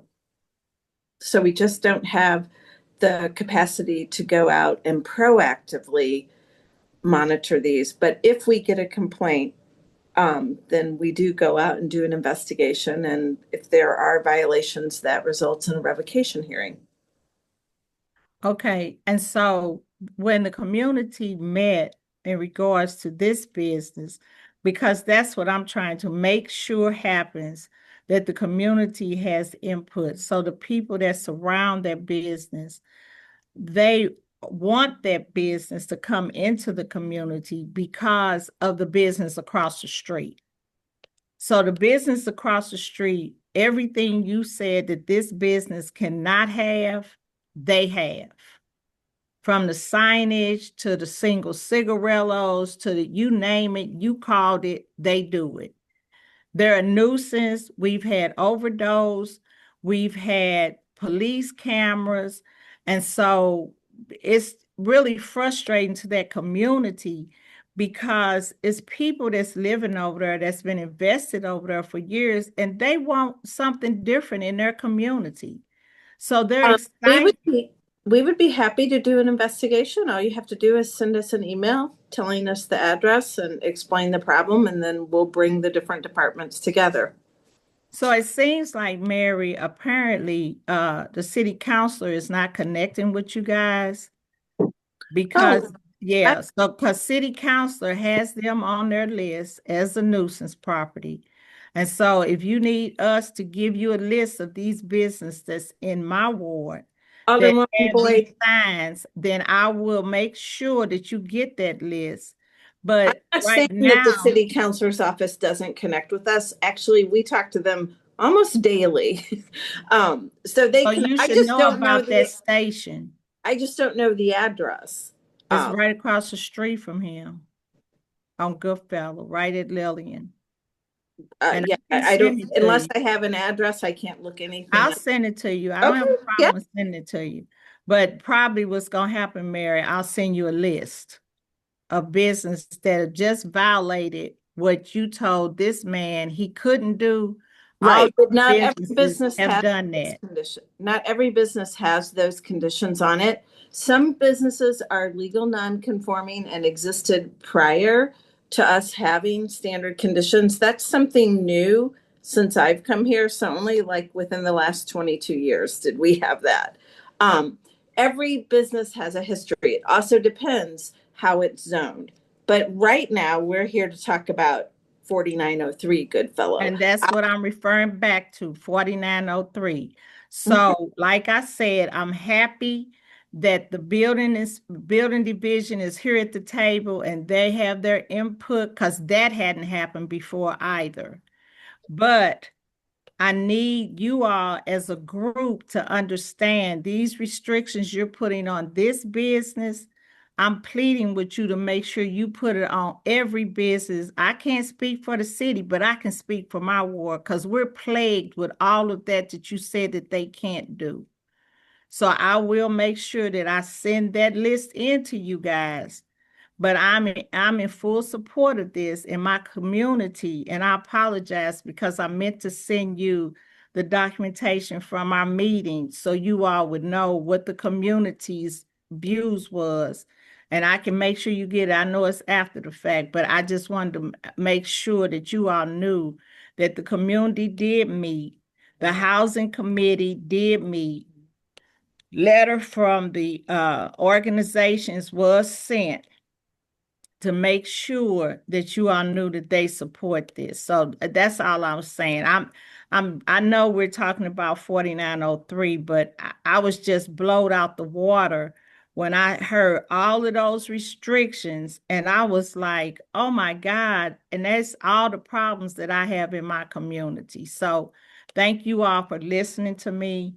But and if it's not too late, I can't send what that meeting came from, but I just wanted you all to know that he did do his homework. He did connect with the community. We did get with the housing committee that are residents that live within the 13th ward, and they did have a meeting. So I just wanted everybody to know that. Thank you. Any board members have any questions for the alderman? Alderwoman Boyd, these conditions came out of meetings like this and because of testimonies like yours over the years that we have been here. And I just want to assure you, we do this on a regular basis for all the new quick shops and things of that nature that come to us. So rest assured, we're doing the due diligence on your behalf. Thank you so much, Mona. Yes, ma'am. I appreciate it. Yes, ma'am. Thank you. We appreciate it when you come. Any other board members have any questions? Thank you, Alderwoman. Let's see. I'm hoping to talk. I'm sorry, Deneen, you. Oh, yes, I'm last sorry. minute put your hand up. I went like too slow. I apologize. My question for Alderwoman Boyd, how many people were at that community meeting? How many community members were engaged in that conversation around the gas station? It was, I'm embarrassed to say, it was 10. They put out 120 flyers and 10 people showed. Okay. Thank you. You're welcome. Okay, Barry, you still have your hand up. Do you Sorry. have? No, I'm done. Thank you. Okay. Let's see, Daryl. Hello, can you hear me? Yes. Okay, hi. So Yeah, I gotta are be sworn. you? I gotta be sworn in You do. Are you looking to testify in favor?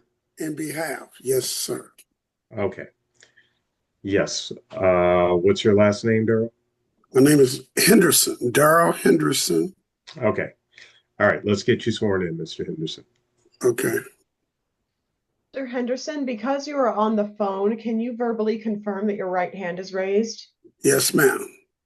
Do you swear or affirm that the testimony you're about to give will be the truth, the whole truth, and nothing but the truth? Yes, ma'am. Thank you. Okay, Mr. Henderson, if you could state your name and mailing address for the record. My name is Darrell Henderson, My address is 4243 Bates Street, St. Louis, Missouri, 63116. Okay, go ahead with your testimony. Okay, on behalf of the gentleman that's trying to open up this store, and like she said, we talked to at least over 50-some people, and it was a little saddened that it wasn't the participation, but the time of it was maybe off tilt. If we probably had did it on a Saturday, it probably would have been more. But what the feedback was firsthand as a witness to that, a lot of people are displeased with the existing filling station on that corner in the complex that it has caused to the community.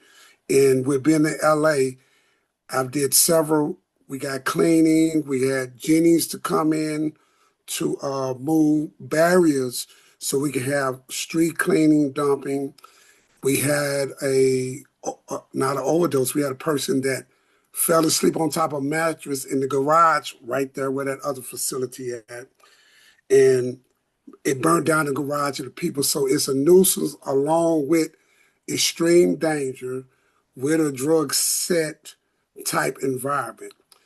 Due to this other filling station that's on the 4900 of Goodfellow, which is trying to come in, as it stands right now, it brings a much more benefiting environment. Plus, you do need a gas station.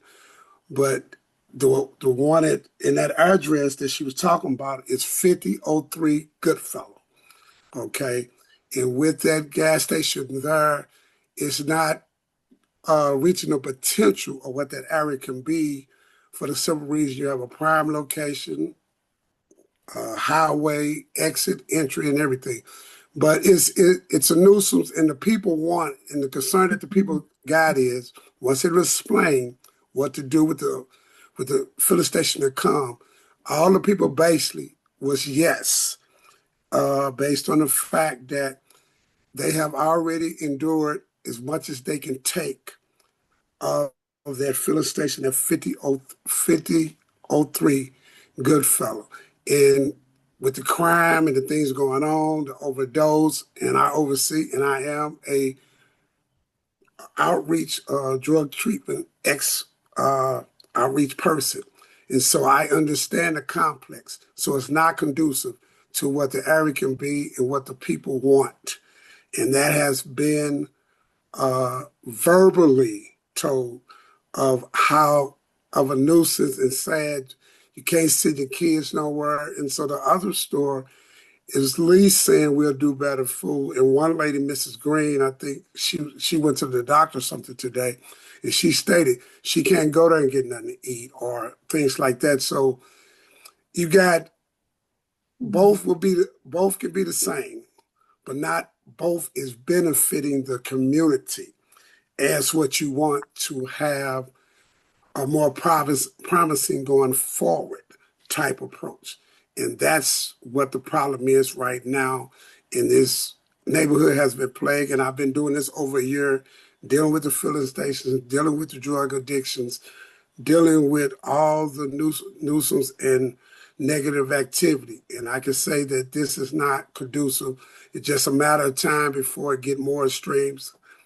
And I'll say this and end. A lot of the filling stations that kind of sit in Ward 13 that are in violation of what was mentioned as required. We have the deaths. We have the shooting. We have those things go on. So if you initiate... Mr. Henderson, I'm gonna stop you because I'm good. Kind of getting off track. We're talking about this particular item, and I understand that there seems to be issues with other gas stations in the area, but we're talking about your support for this particular gas station. The support for this station will be a benefit for the community because it's new, and if everything is kept in compliance and regulations by the policy that you all said that should be enforced, and if that is done from the initiation of it, it will be productive. we have allowed, as you say, a parcel across the street that we know already have total negativity and so far gone. Let's get on. We're going to stay on the one that's coming. The one that's coming. Its initiation at the top has not been seen and have not given the opportunity of equal opportunity to be able to benefit and give the benefit that the community is supposed to have. And since it have not, then it's a great addition for the community. That's all I have to say. All right. Any board members have any questions for Mr. Henderson? Thank you, sir. Mary. Thank you, Mr. Chairman. This question is for Mr. Henderson. So, Mr. Henderson, given the testimony you just gave about all of the existing problems, apparently from other gas stations, not this one, since it's not open yet, how do you feel about the armed security guard opposed to the cameras? Do you feel like your neighborhood might feel safer, or that the actions there might be better controlled if there was security on site while the business was open? Okay, I'm going to speak from what I would say of the residents, and I'm going to also speak on base my knowledge and my skill base based on being a 8-domain security specialist.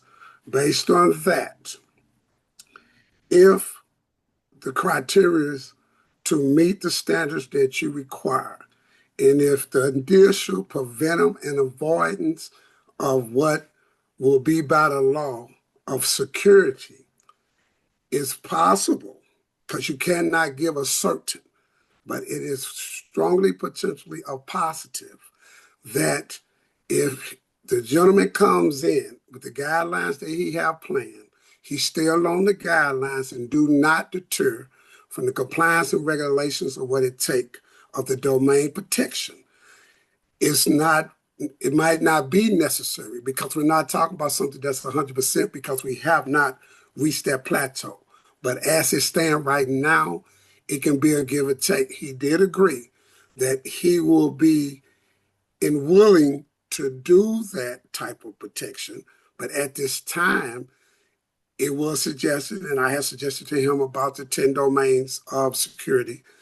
Based on that, if he put the provisions in place, because he's not going to allow certain nuisance, certain activities to come aboard his lot. You can't get somebody because they ride down the street and do things. But being on that lot, if he put it in place the way he's saying he's going to put it in place, he probably wouldn't have to have, because he will not allow certain activity or people to enter based on non-support of his station. So that's the main thing at this point in time now. That's the main thing. But I'm not sure that you answered my question. My question was, do you think that the neighborhood would feel safer with the security guard or not? Well, you asking the question of, okay, my opinion, I feel that they would give it a chance. I feel that the neighborhood is in with what was explained to them, from what I explained to them. They are in compliance to say it's okay. No, it's not. No, it's not for the question. Okay, never mind. You asked for opinion. You asked for opinion. So I'm giving you the opinion. Thank you, Mr. Henderson. Okay, you're welcome. Okay, you had your hand up earlier, and I apologize. Did you still have? Me? Mia? Yeah. Okay. Yeah, No, I'm sorry. It's okay. I believe either Mary or Mona explained it to the Alderwoman. I just wanted to make sure she understood that the conditions will only be applicable to properties that have a conditional use associated with it, and not all gas stations in her ward have that. So that, I believe it was either Mary or Mona, but someone did point that out. Got it. Okay. I think that Una Rogers was trying to speak earlier, and people put their hands up. I'm sorry. What was that? I'm hoping to talk. Here. Right. Okay. Miss Rogers, are you Yes. here to testify in support of this? Straddle the fence in this. I'm sorry, I did not hear you. I said I have to straddle the fence in Oh, this, so I'm not uh, necessarily here to support it. I want okay. to speak That about it because it's in my area. I understand. So Hmm. you're in a hearing, and I and understand. the That's why I and thought I could. Hmm. yeah, yeah. So and the way it's broken down is those in support and Hmm. those who are speaking against. Hmm. Am I to speak now? No, we have No. to have you Okay. sworn in, and I'm trying to determine at what point you would speak. Okay. Okay. So, are you speaking in support or against? I would have to say against. Okay, we will come Hmm. back to you, Miss Rogers. Okay. Um, let's see. Uh, Mr. Levine, are you looking to testify in I favor of am. this appeal? Yes, Okay, sir. I just let's. had a comment. I'm sorry, Mr. Levin. If you have a question, we will take that, but you cannot comment at this point. Mr. Levine, let's get you sworn in.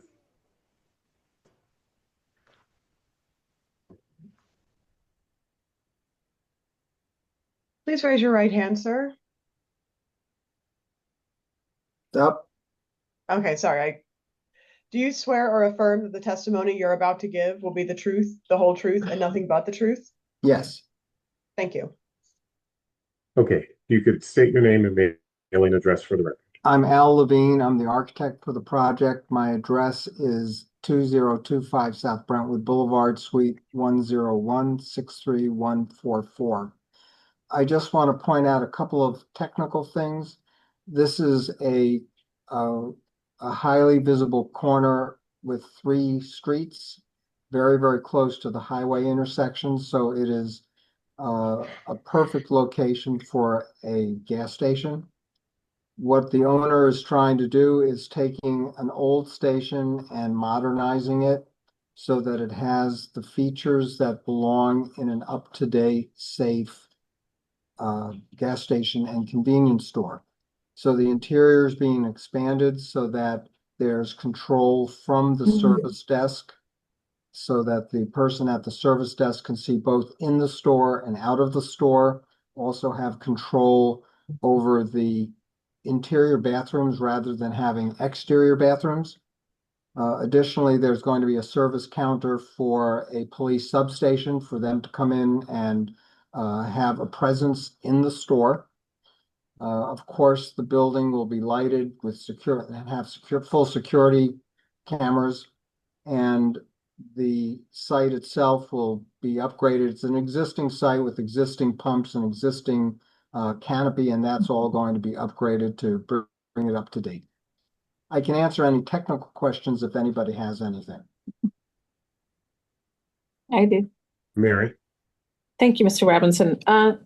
Mr. Levine, have you already been in contact with the police department and have some sort of commitment from them to have a substation here?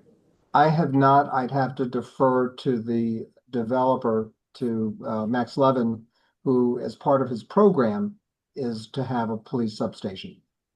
I know that's a common feature in many of the gas stations. Mr. Chairman, I'd ask if we could ask, Mr. Levin. yes, Mr. Levin, that question. That's the plan, but I got to get my my building permit and occupancy permit before I can move forward in any capacity. Until then, I don't want to. We have a lot of things on our schedule. You know, I want to make sure that we can go through with this project and then meet and oversee all those. And when it comes to safety, like I mentioned, police are important. Our concern with the armed security, in terms of an expenses for a startup, would be increasing our expenses by 60%.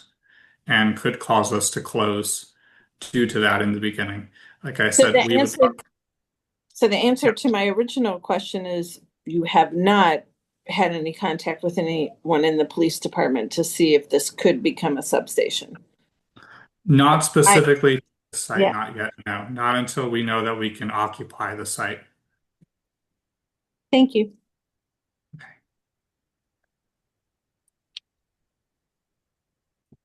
Any other board members have any questions?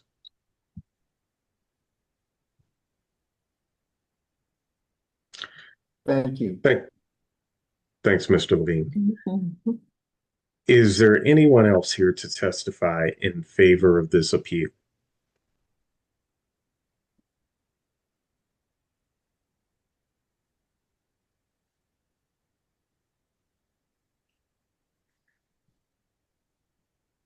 Okay. Is there anyone here to testify in opposition to this appeal? We'll start with Ms. Rogers.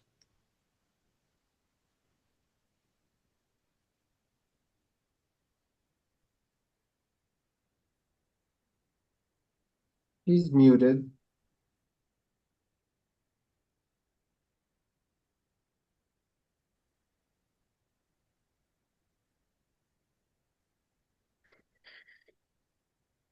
I don't know if she's there. There you go. Yeah, I knew I was unmuted. I apologize, but I had moved my phone. And the reasons why I'm Okay, wanting to Miss Rogers, we have Uh-huh. to get you sworn in sworn first. in. Okay. All righty. Ma'am, can you please move your hand over a little more? I have to be able to see it. Okay. I'm trying to get it in view. There we go. Do you swear or affirm that the testimony you're about to give will be the truth, the whole truth, and nothing but the truth? Yes. Thank you. Okay, Ms. Rogers, can you state your name and mailing address for the record? My name is Una, U-N-A. The last name is Rogers, R-O-D-G-E-R-S. I'm at 5925 Bologna Avenue, 63136 in St. Louis. Okay, go ahead with your testimony. Well, one of the main reasons that I'm against this is because it seems like these types of gas stations come in the neighborhood and want to claim they're providing certain services along with gas. And it turns out to be a fiasco, so to speak. We don't have a decent grocery store in the neighborhood. But so cooking some hot dogs and pizzas and things like that in the gas station does not a decent restaurant make, nor does it make a way for people to actually shop. And I don't like that. And like Mr. Henderson was saying, it starts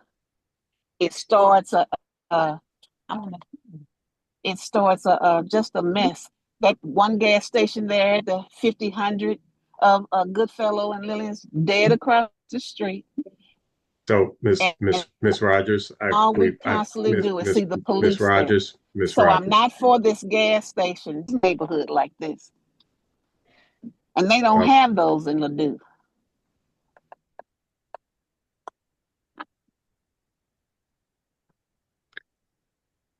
Okay. Any board members have any questions for Ms. Rogers? All right, thank you. Thank you. I have a question. Yes, Denise. Yes, Miss Una, were you at the Zoom on the Zoom call when the meeting was going on about the gas station? No, I attend so many meetings. And I also just recently attended the DICE meeting that the Urban League has had.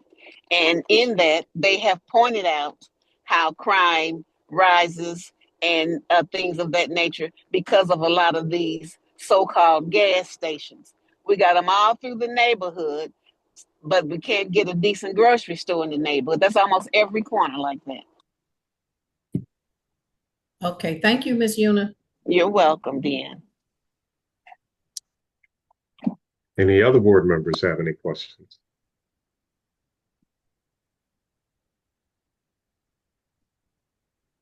Okay. Uh, Mr. Levin, you had your hand raised. Go ahead. I'd just like to respond and say, Ms. Rogers, we'd love to give you the first caprese salad that we make.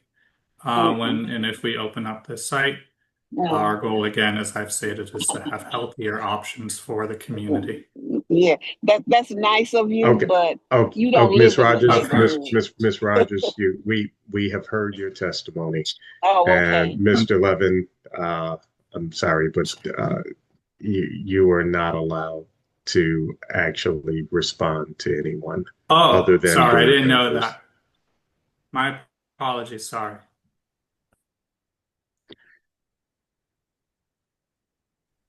Is there anyone else here to testify in opposition to this appeal?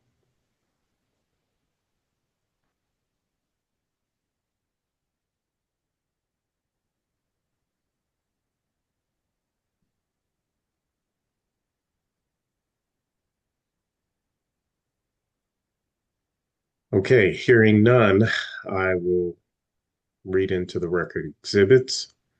A certified copy of the zoning ordinance, appeal to the board, basis of denial, meeting notice letter, city journal public notices, photographs, Sanborn maps, memo from planning and urban design, photos submitted by petitioner, and a letter of support from Alderwoman Pamela Boyd. And with that, I will consider this appeal having been heard, and this concludes the testimonial portion of our hearing.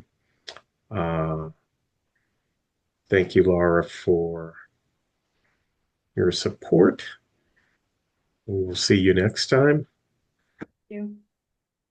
Board members, shall we continue, or do we need a 5-minute recess?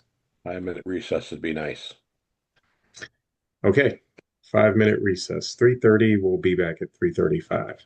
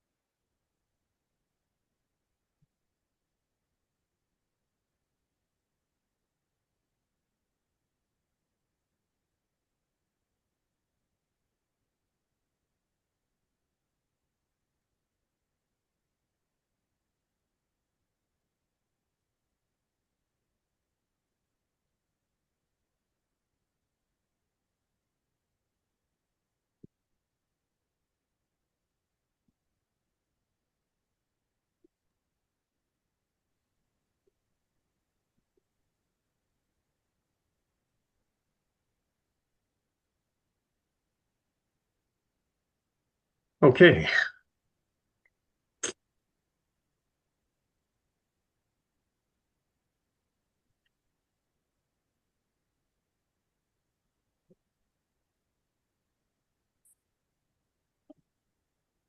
See, who are we? Mel, are you with us?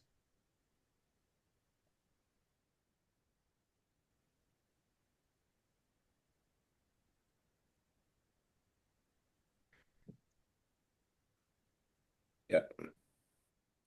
Yeah, I'm here. I just couldn't get everything turned on. Okay. All right. Let's see. Appeal number 20597, 6058 Scanlon. I drove by this site. I don't see any issue with him putting trucks on this. He's in the very back corner of this location of the warehouse area that he's at. And he's got a pretty good sized parking lot. Yeah, it does. I believe that you have two different sets of requested conditions in regard to this. I believe there were some conditions in the PDA memo, and I believe there were also conditions in the letter of support from the neighborhood association, if you'd like to discuss those. I did read through those conditions. I need to look back at them again. Yeah.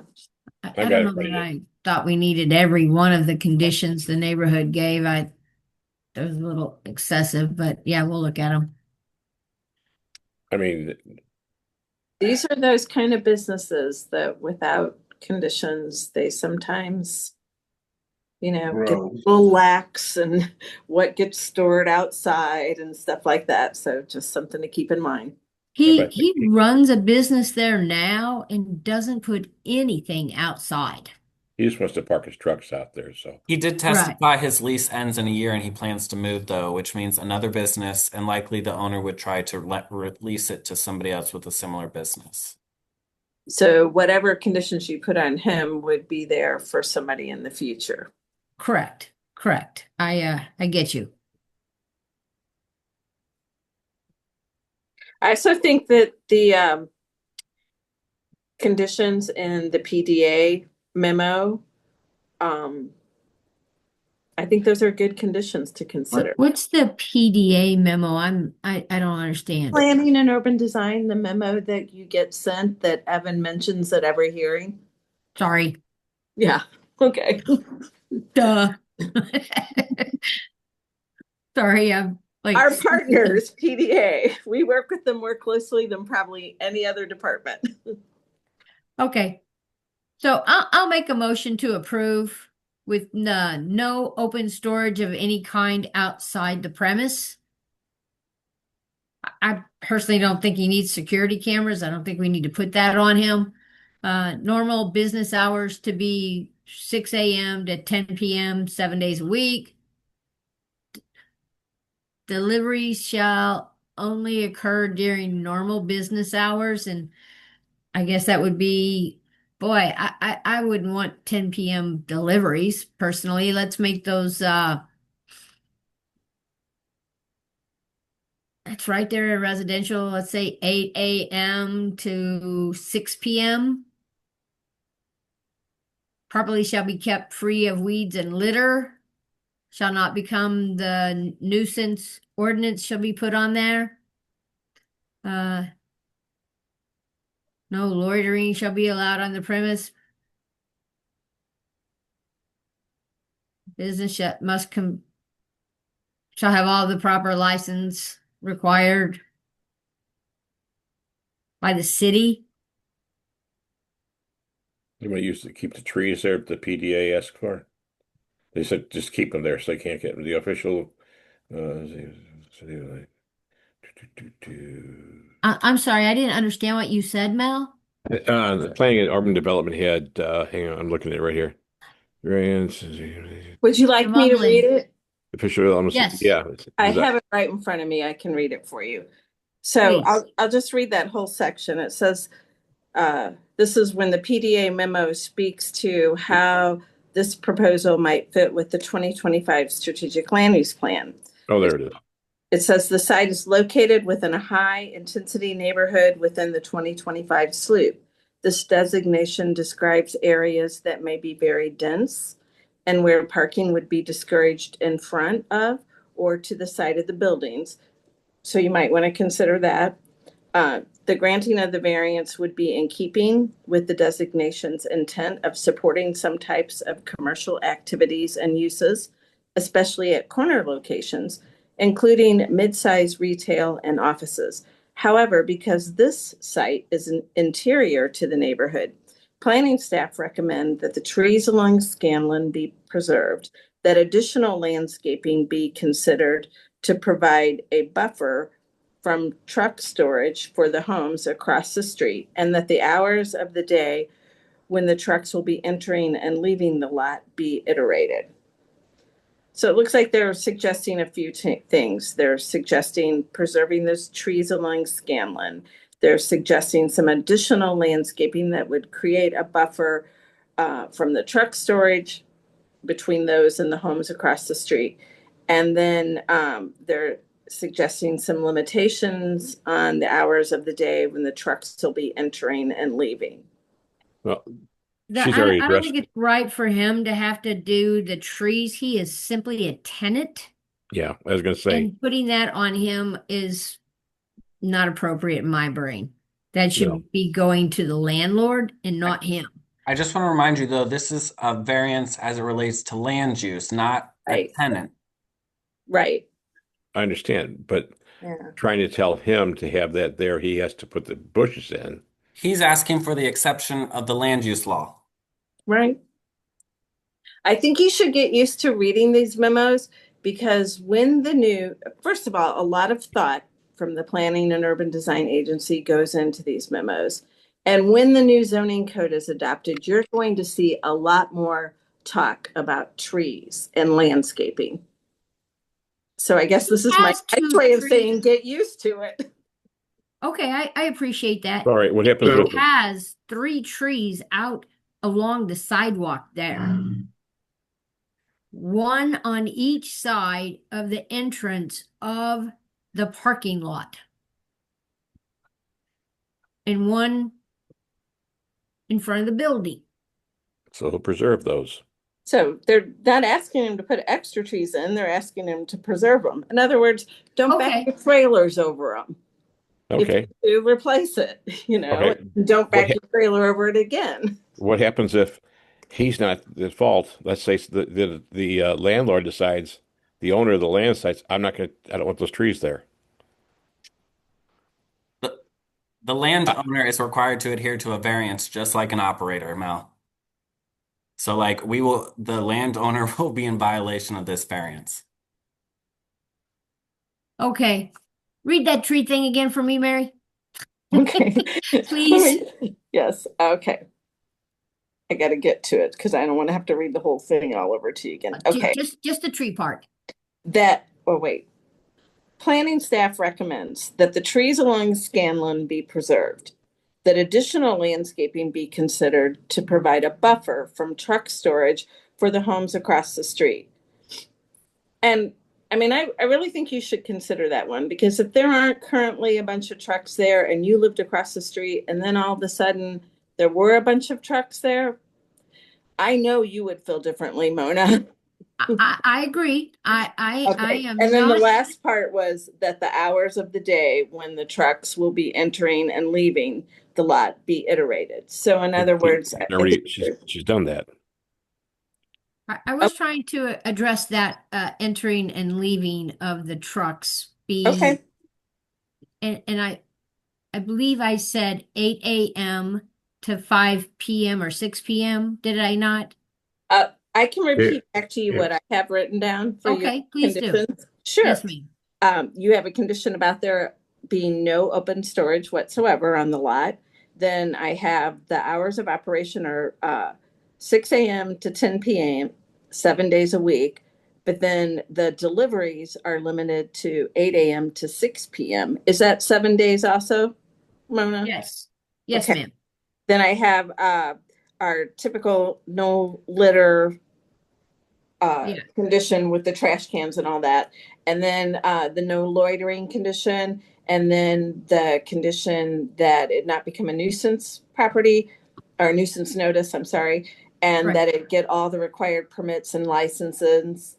So that's all I have written down. And now it sounds like we can add the tree. So preserving the trees on Scanlon. Yes, ma'am. Is that correct? Yes, ma'am. Thank you. Yeah, I'm not gonna fight about that because I do agree that we want to preserve the landscaping out front.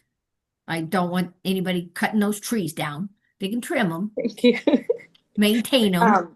Do you want to consider the additional landscaping to provide that buffer from the homes across the street? You know, that's so ambiguous. I just kind of feel like that needs to be better. Well, this is your opportunity to tighten it up. If you want some landscaping, you can talk about, do you want them to build a berm with blah, blah, blah, blah, blah? Or do you want them, I don't know what you want. I'm trying to repicture this in my brain. I don't really know what else to say because they just have a tree line, then they have the sidewalk, and then they have that building. I mean, it's not building, but the parking lot and then the building. You have the parking lot on one side, then the building.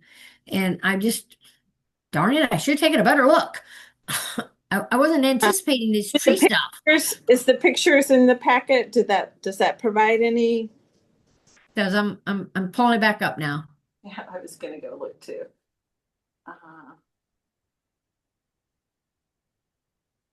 You're throwing a wrench in me. I wasn't prepared for this. No. Just keeping you on your toes. No kidding.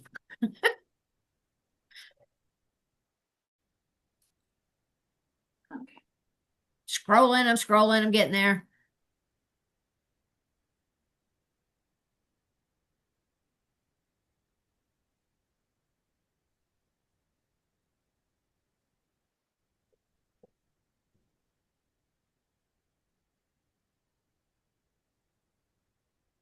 It's hard to tell.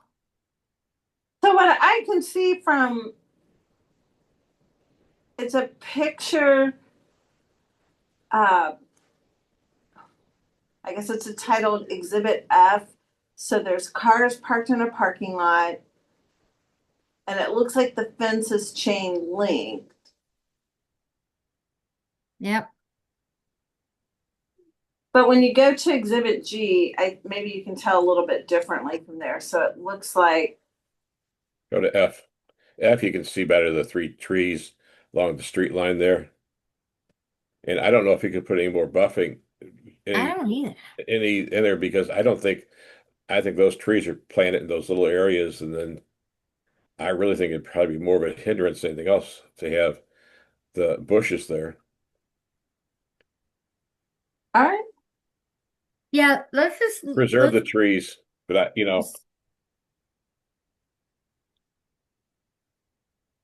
well, I'm all. gonna have to do a better job when I do these drive-bys now, since we'll be talking about more trees and buffers and things. All right, Mary, I'm gonna stick with just the trees for Okay. now. And then you've already covered the trucks by limiting the deliveries from 8 a.m. to 6 p.m. Okay. Yes, Were there ma'am. any other of the neighborhood conditions you wanted on there? I Or don't did you think get so. all those? I felt like I got them. Okay. The ones I wanted. Yes. Deneen, in this part, it's a free for all for us. You don't have to raise your hand; just jump in. I see. Right. All right. So Yeah, if you Jump in. I got an opinion, jump on in and This is a we'll free for all discuss at it. this point. Okay. okay. All right. I just, I'm hanging back so I can understand the rules of engagement. You guys are brutal. Brutal bunch. Sorry. The thing that I was thinking about concerning this is the neighborhood association has given a letter of approval, and I know Pat Acquisto. I haven't talked to her in a long time, but they have a very strong neighborhood association, and Pat Acquisto is I guess the word I would use is formidable. So I think that if something happens, that Pat is going to be all over it. And the people in that community, they don't play a whole lot of games. Yeah, they don't have anything about bushes in there. They just said property should remain free of weeds and litter. Mm-hmm. But I'm pretty sure that if Pat penned a letter, that she's and the community that they are watching this, and they will hold them accountable. Yeah. Yeah, but say if you look at their letter, they copied the alderman, the NIS officers, and everything. So yeah, they'll And be on Tom. top of it. And he's been there for a while. This is just an expansion, so to speak, of what Right. he's already doing. Right. And they gave the hours, Mona. They gave the hours 6 a.m. to 10 p.m. 7 days a week. Yeah, but we're limiting his deliveries. Mona's motion gives them hours of operation from 6 a.m. to 10, but then she limits the deliveries from 8 a.m. to 6 p.m.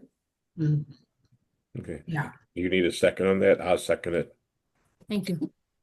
Motion made by Mona, seconded by Mel. All of those in favor? Aye. Aye. Opposed? Motion carries. Findings, Mona?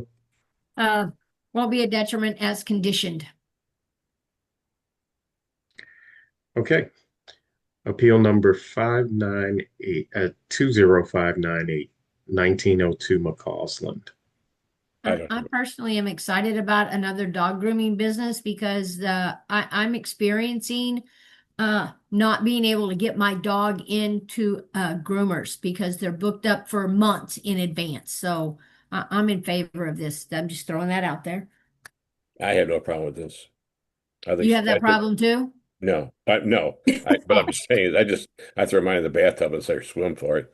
Oh, she gets that in between. No. She can't No. go a whole month without getting groomed, without a bath. I don't No, have a problem with this. she Because lives like in I our said, house. She'd be stinky. so No. this is a one-on-one type thing. So I don't have a problem with this because the groomer we use does the same thing. She'll call you, and just about the time you're picking yours up, the other person's coming in. There's never a conflict with that. So I will make a motion to approve. I think she wanted hours from 7 to 7. 7 to 7. 7 to 7 Monday to Saturday is what I Monday wrote. through Saturday. Yes, Monday through Saturday. And then she just has to make sure that she gets coordinated with her neighbor on the dumpster. I'll second you, Mel. That's my motion. Okay. Motion made by Mel, seconded by Mona. All of those in favor? Aye. Aye. Aye. Aye. Opposed? Motion carries. findings? It will not be a detriment as conditioned. I think we has it. Okay. Appeal number 20599, 2700 Gravois Avenue. I have a few problems with this one, but Mona, you start since you live down there. Well, first off, he does not have the proper permit that he needs for 2819 Ohio, because that is a house that's boarded up and the front yard is blacktopped. And he needs to come into compliance on that.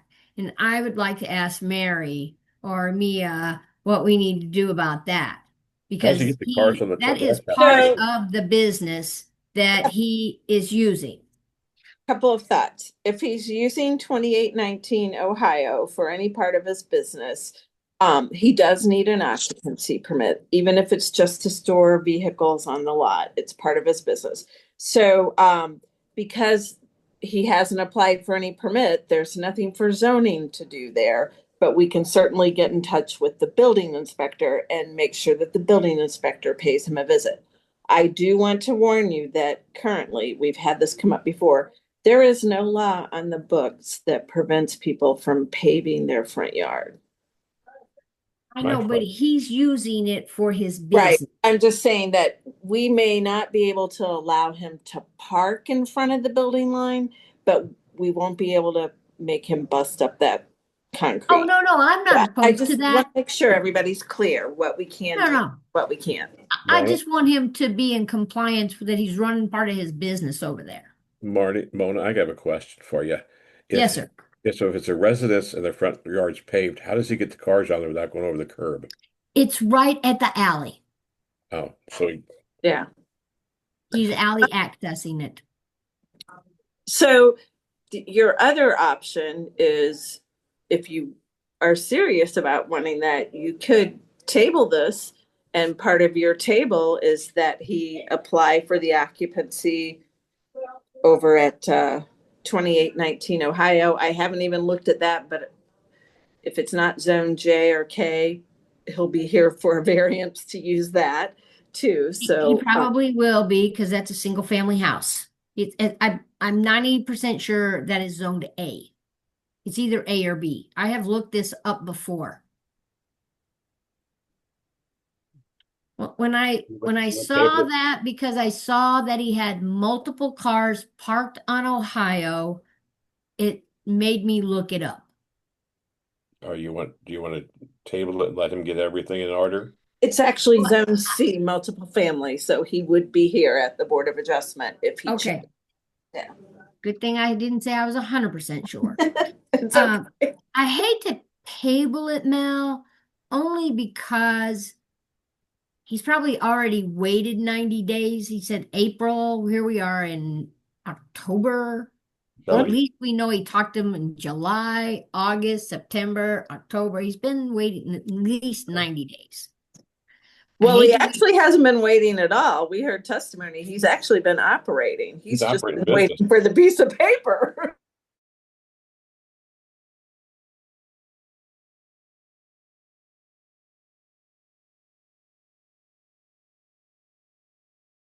And also testified that she you're actually right. gave him that in error. So so I don't think I mean I get it, but I think he probably was of the understanding that he was okay. No, Can he continue to operate if we table it, Mary? He's not answering that on camera. Even my attorney is like smiling. So technically he doesn't have an occupancy, so he should not be operating. You heard my testimony. We don't have a zoning inspector to send out and close people down proactively. So if nobody complained, I don't know that a building inspector would visit him and shut him down. But technically, nobody is supposed to operate without the appropriate occupancy permit from the city. That's just law. Just vote on it then. Let's just not even play those games. What do you think, Mona? Okay, what kind of things you want to put on this one? I would like to bring him into compliance, but I think we can, Mary, can we bring him into compliance by asking him to come in and get occupancy on 2819 Ohio, or No. should we table it? I think so. You can table it or you can vote on this issue, but you can't tie it to the Ohio thing. There's not a zoning issue there yet. Now that we know there's a problem, the zoning staff will make contact with the building inspection section and Let's have let them that do do their- its thing. So think about the case that we lost whenever, this is a long time ago, but you might remember the pizza place on South Grand with the very obnoxious sign. And then the laundromat wanted to go into the empty space next door, and the Board of Adjustment tried to make them clean up on the laundry application, tried to make them clean up the sign. And we already got our hands smacked for that. So I don't think we can, post something at 2700 Gravois and then start to talk about what he needs to do at 2819 Ohio. That's mixing apples and oranges. But we will address the Ohio under the proper procedure. It's just right now the board needs to focus on what can he do at 2700 Gravois. Let's just address this thing on Gravois then. Mona, you ready? Yes. I'll let you take the lead since you live down there. Okay. I'd like to make a motion to approve. I'll second. Do we need any conditions? Oh, yeah. I think that he needs to. Oh. I think that I would really like to tie this to, you can't, the same. I don't want him to sell that business and have two separate owners at the same address on such a tight lot. Does that make sense? Can I do that? So he's applying for a variance here. Excuse me, I'm losing my voice because Southside rental car. It's a separate business and he needs a separate business license. So he's not really doing an expansion of the existing business. And the existing business is, I believe, there without any kind of conditions on it. Probably. Oh, I got that right, Evan? Okay, thanks. So you should condition this. Like I would condition the auto sale. Well, you should business, condition this based on how you want this business to behave. Okay. But I All don't right. think you should put a condition on here that references the other variance, because that is a separate, or the other business, I guess I should say. There is no other variance. That's a separate thing. But I see Mia kind of pointing her finger, so maybe I got streamers. something wrong. No streamers. Do we have something to say, Mia, first before we go? Well, because these businesses are being operated out of the same space, same entry, same exit, same different hours, same hours. Yeah. So when it comes to you enforcement, how do you know which business is in violation and which is not? So that's all I want to fill out there. Right, and you That's have hit always the been nail an on issue. the head. That's always been an issue. I hope the new zoning code says you can't run two businesses out of the same space. And that will just eliminate this, but we don't have that in this code, so. I think Mona had asked a question about she was asking about the vehicles that were parked on the street. Maybe that's one of the conditions. That is a standard condition. Yeah, We and can- then, so the way I think about, this business and what it might look like if I'm driving to it is that the vehicles that are for rent, that they would have plates on. But the ones that are for sale would not have plates. They might have a dealer tag on, a dealer plate on it, just so somebody can drive it. But one of the things in my head, unless somebody says, no, Denise, you're wrong, is that a rental that he's gonna actually put in somebody else's possession is gonna have plates on it already. And so, and I know that I think it was Mail that had asked a question about how many vehicles, like he said he had 3 vehicles that are for rent He said he had he had three Yeah, spots. three but spots, that's it, he yeah, has but he had 18 cars. 18 rentals, he had 18 rentals. So, and then he said he had a total of 30 or 31 vehicles total, and, you know, part of them are the rental vehicles and part of them are the ones, For that he's sale. selling.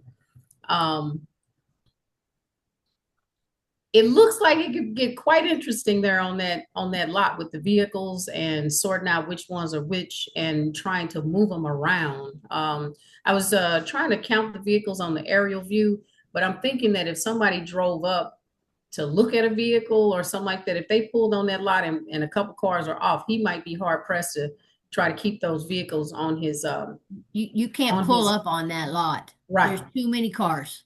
Uh-huh. And so that could pose an issue for, and in my head, it's like it's posing an issue to vehicles basically being local traffic, coming and going, and people visibility and all of that. I'm not exactly sure how to deal with it, but all that was going on in my mind as I'm thinking about this on that in that area. So I don't know if I'm stretching it, but maybe Mia, you could tell me if you think I'm stretching it. Could the board put a condition on there that all vehicles parked in the lot have to be in a striped designated parking spot that meets the parking standards? Because that way he would have to stripe the lot and he'd only be allowed to have as many cars on the lot as he could stripe and meet the requirements. And what I mean by requirements is that the space, you know, has to be, I think it's 8 feet wide and 16 feet long or 20 feet long, something like, you know, we can go figure it out. You all have put conditions like that on auto sale lots in the past, so Yeah. it's not new precedent. But you see what I'm kind of doing there? I'm saying, I'm not saying the other business has to park its cars in spaces and this business has to use these 3 spaces. Just every car parked on the lot has to be in a striped blah, blah, blah, blah spot, something like that. Yeah. And then that would really cover both businesses without really speaking to the other business. Correct, but that may create overflow, and then he will have to figure out where to store his other vehicles. And that Ohio address may be looking more appealing. Yeah. Well, the Ohio address has a bunch of cars on it already. He's got as many cars as he can possibly get on the Ohio. And he has 30 or 31 cars stacked in to 2700 Ohio. When you look it up on Google Earth, there's no way you can put another car on there. I'm counting 30 right now. In there, nose to nose, tail to tail. I mean, I see. I'm looking at the Google map that she is, and I'm looking at 2, 3, 4, 5, about 12 We do cars on Ohio. But anyway, have that. Sorry. let's just go back to let's just stay on Gravois. Let's not worry about Ohio. Right. We do have that standard condition that says if multiple businesses are on this property, spaces shall be labeled for each business separately as it relates. That's what I forgot about that. Yeah. That's what I was asking him about when I said which is where, that he has to label those. And then if that's the case, since right now he doesn't have any ballards or anything, wheel stops on the cars, looking at the pictures that they took.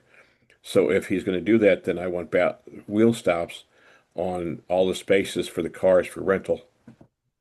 I want them striped. I want it marked for rental, and I want wheel stops on them. Because according to the pictures that you sent us from the packet, there's no wheel stops or ropes or anything, lines. So if that's the case, then he can have his rental cars. I want the spots openly marked rental, and I want wheel stops on all those spots. I'm sorry, Mona, I didn't mean to speak over you. No, you're fine. This is a collective, me and you. But that's to me, because like I said, when I look at the packet you sent me, when I look at those pictures, there's no wheel stops on any of those cars. And that's one of our standard conditions now when we do, I'm looking to bring the pictures up right now.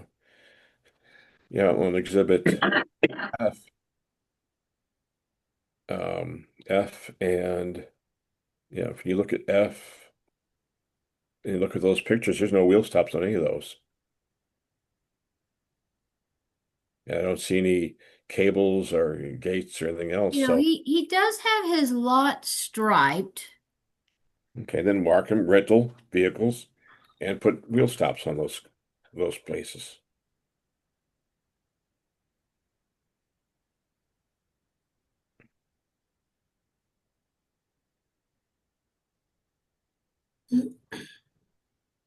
And I have to say, when you go to his lot, it is jammed in there, no question about it, with regard to how many cars he has on his lot. He does have to pull things off. If you want something in the middle, he's got to pull it out to get to it.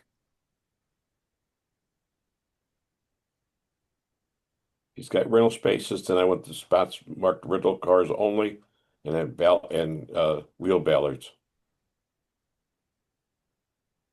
That'd be my opinion. That way you can say, okay, these are the cars that were rental. This is the violation. These were in the violation because these were in this spot here, and those are those spots there. Just like we did up on was it West Florissant? We said you had to have these spots marked. That wasn't up West Florissant, North Florissant, but and Grand Avenue was the same thing. Let me throw something out there and see if it covers it. Okay. Okay. I'm thinking of that sort of standard condition we use about the entire parking area must be paved and striped with wheel stops. And the spots for the rental cars must clearly be marked rental. Does that work? Yes. Does that capture everything? Yes, but I don't know if I can make him put wheel stops on what he's already got there, because if it was grandfathered in, I can't make him do that, but I can do for the 3 spots he's going to have for rental cars. So you just want the wheel stops on the 3 spots for the rental cars? Well, I can't. Can we go back and make him put wheel stops on and everything? Because that's not part of Well, the I issue. started the condition out by saying the entire parking area should be paved and striped. But you only want the wheel stops on the 3 spaces for the rental. Is that correct? Want them all? All rentals. Just On all the rentals. all rentals. Yeah. Because Okay. he testified that he has more than 3. They're just not on the lot all the time. That doesn't mean they won't be. Just not Okay. at the time. I mean, he's got the neighborhood and everybody behind him. I don't want to make it too difficult, but I just want to make sure that we So address do you want these. to consider any of the other conditions, like not having the flashing, blinking lights around the windows? And Yes, please. Well, that's already part of the conditions for the other part of it, isn't it? That's well, right he now I doesn't have one those condition conditions, written Mel. down. So I have one condition written down. So that's all I have on it. Let's have no The no sales part of it. blinking. The sales part of it's already got all these conditions. No, No, it it doesn't. doesn't. They don't have any conditions. Oh, Yeah. No flashing, So blinking this is your lights. opportunity to try No to fix it. streaming, no streamers. no flashing lights around the windows, no streamers, no outside audio. No balloons on tethers, I think is how it reads. God, I No should be outside, no outside vending machines. Everything that we normally would put onto a used car lot. Oh, where's my Okay. book? When you say no streamers, does the average person understand what streamers are? I mean, We have a The car- condition. I'm getting ready the to car read it guys do. because it's The car guys do. They understand what those streamers are. everything that they've said it has just been shortened. I'm getting ready to read it for everybody's benefit. okay. So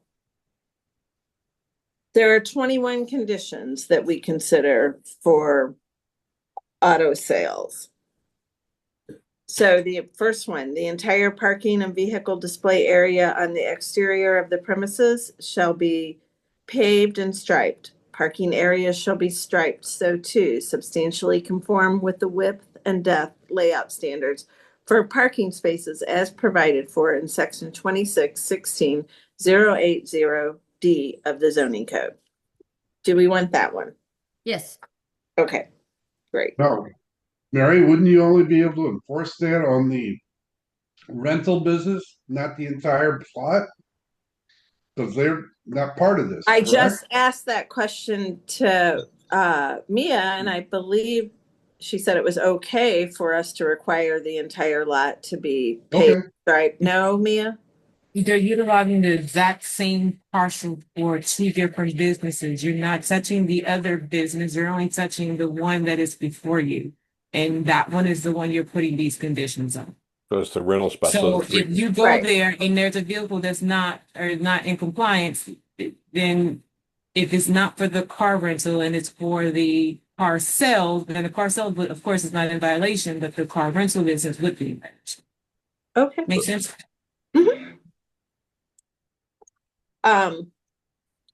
Okay, going on with the conditions. The second one is the parking lot layout shall be submitted to and approved by the zoning administrator before the building or occupancy permit is issued. Number 3, vehicles parked in the lot shall be in approved parking spaces. All spaces shall be equipped with approved ballards or wheel stops so as to prohibit vehicles encroaching on the public right-of-way or private property. Yeah, that's for the 3 spots that we're talking about. This will all be related to the rental because this is, as Mia just explained, we're discussing a variance for the rental business. So Mel, you keep talking about 3 rentals, but he No, he said he has 3 testified rental that he spots. had 18. He has 3 rental spots, he said. So Yeah, he has 3 rental Testified that parking he had spots, but he has 18 rental cars. Just, but he doesn't have them there all the time. But if he's going to put 3 there, it says these are I'm going to designate these 3 spots for my rentals. Then the only thing we can put these conditions on, if I'm correct, Mia, is those 3 spots. Then he can only No, have I 3 think rental Mia cars. was saying that you could in fact put it on the entire lot as it relates to the rental car business only. right. So in other words, if the rental cars weren't abiding by these conditions, then we could send him a notice and bring him to a hearing.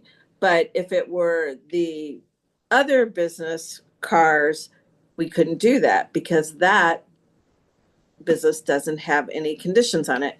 And the more we talk about this, the more I ask myself, is this even a good idea? Should we be encouraging people to have 2 businesses in the same spot? It sounds like he has multiple properties in the city, so maybe he could operate this rental car business at another one of his locations, perhaps the 2819 Ohio. Also, there was that revocation of the 2019 variance at this location. So that's essentially what we did is we gave them a bunch of variances. He actually brought that revocation upon himself because it was a tenant. And so then we revoked it based on those conditions, but it was the variance use, not his business that was selling cars. Should we even be doing this? Why don't we just give him 3 spots? And then if you look again at the Mel, he planning has urban- 18 rental cars. You're not getting this. He has I 18 get it. I'm saying is he has rental 18, cars. but he never has 18 there. It doesn't negate he has 18 rentals. It doesn't mean that they won't be there at some point. Where's he going to put them? I'll also bring the board's attention to the fact that we do have a memo from the Planning and Urban Design Agency that says this business is not in keeping with the land use plan.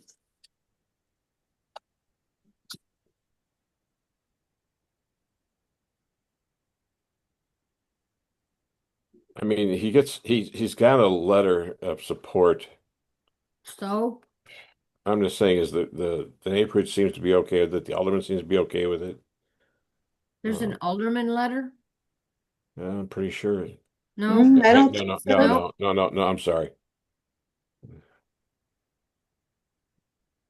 Let me get back to my boys. Let's see, 2899. No, it's letter of support from Vice President, Benton Park West Neighborhood Association, supporting documents by the petitioner. I so I will say that Square peg, round hole. yeah, I think obviously we can make determinations on things like this. I think because in this particular instance, I am okay that you've got two car businesses in the same location. I am in agreement that I think, given testimony on the number of cars, that we do not limit it to the 3 spaces, and the appellant needs to work out how he deals with these 18 cars. And you know, if it works out that only 3 of them are there at one time, then that's great. And if not, then the conditions that we have be applied to the rental cars. But I don't think that we should, in this instance, send him back without.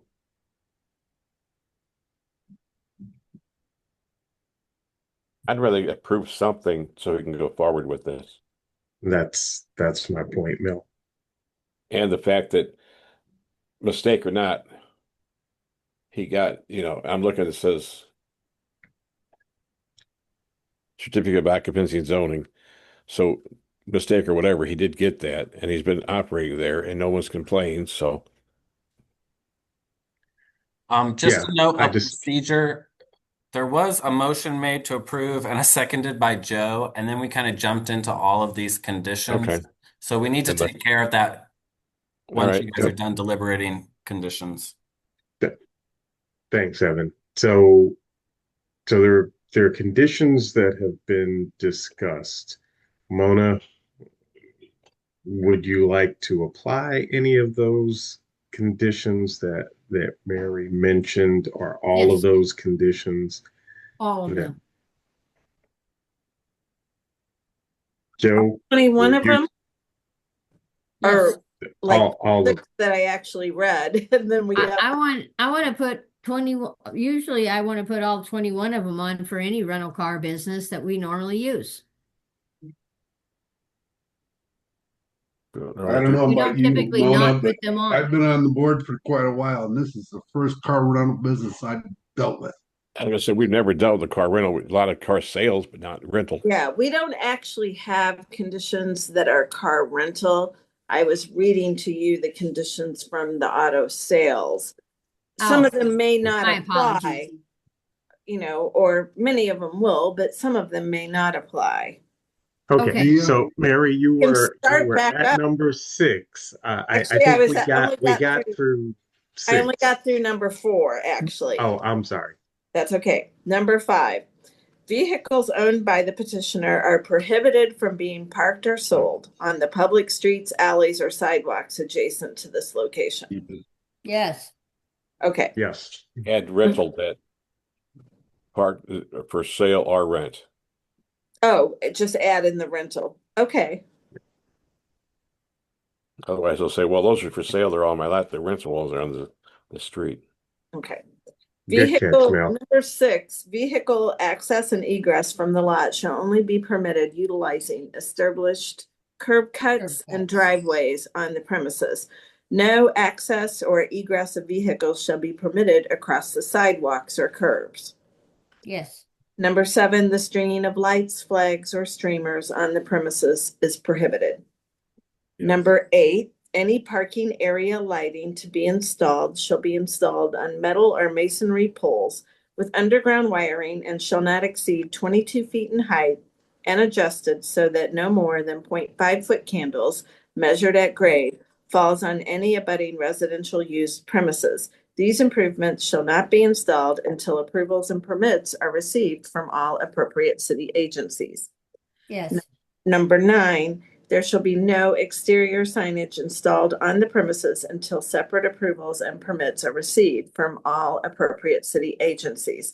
This shall include mobile commander boards and balloons on tethers. Yes. So late, there's signs up on the property now. Well, is that stating the this 250 a week. Yeah. Just needs to make sure he has a permit for it. That's all. Right. And is that sign for the rental business or for the other business? Yeah, Rental. it mentions 250 a week for rent. Okay. Exterior amplified intercom systems, phone ringing systems, or music systems are prohibited. Yes. The existing building on the premise, if any, shall be completely repaired and restored pursuant to all applicable zoning and building codes. These improvements shall not be installed until approvals and permits are received from all appropriate city agencies. Yes. Number 12, there shall be no storage of derelict or salvage vehicles permitted on subject premises or public streets, alleys, or sidewalks adjacent to this location. All vehicles shall be in operable condition. Yes. Number 13, there shall be no vehicular, mechanical, or body repair or spray painting permitted on the subject premises or on the public streets, alleys, or sidewalks adjacent to this location. So you need to be careful of this. Does that other business do any of this stuff? Mechanical or body repair, spray painting? I think we put it on there. Okay. There should, number, somebody I have, agree. I agree with Mary. Because then you would be essentially saying the other business couldn't operate. yeah. Well, the other business is a car sales business. Yeah, but they might clean the cars there for the No, he sale. testified No, he that testified. another Okay. place. No, does he it. was testifying about the cars that he rents. That he rents. Right. He I sends them didn't to hear him another say, location. Hmm. this is why I think it's problematic to have two businesses at one location. Okay, well, if it's Mia's opinion that we don't put it on there, then we don't put it on there. She is our safe person that tells us not in what to do. Okay, Mia? so was that number That was number 12? 13. Number 13. So number 13 is no. Yes. If we don't listen to our attorney, then we're just stupid. No. Are we ready? Number 14, there shall be no open storage of auto, mechanical, or body parts, batteries, tires, motor oil, or other automotive fluids, or refuse of any nature on the subject premises or on public streets, alleys, or sidewalks adjacent to this location. Yes. Yes. Number 15, there shall be no salvage of parts from vehicles on the subject premises. Yes. Number Yes. 16, the hours of operation shall be limited to time and day of the week. And did we have any? I don't have anything written down for that. He gave it to us.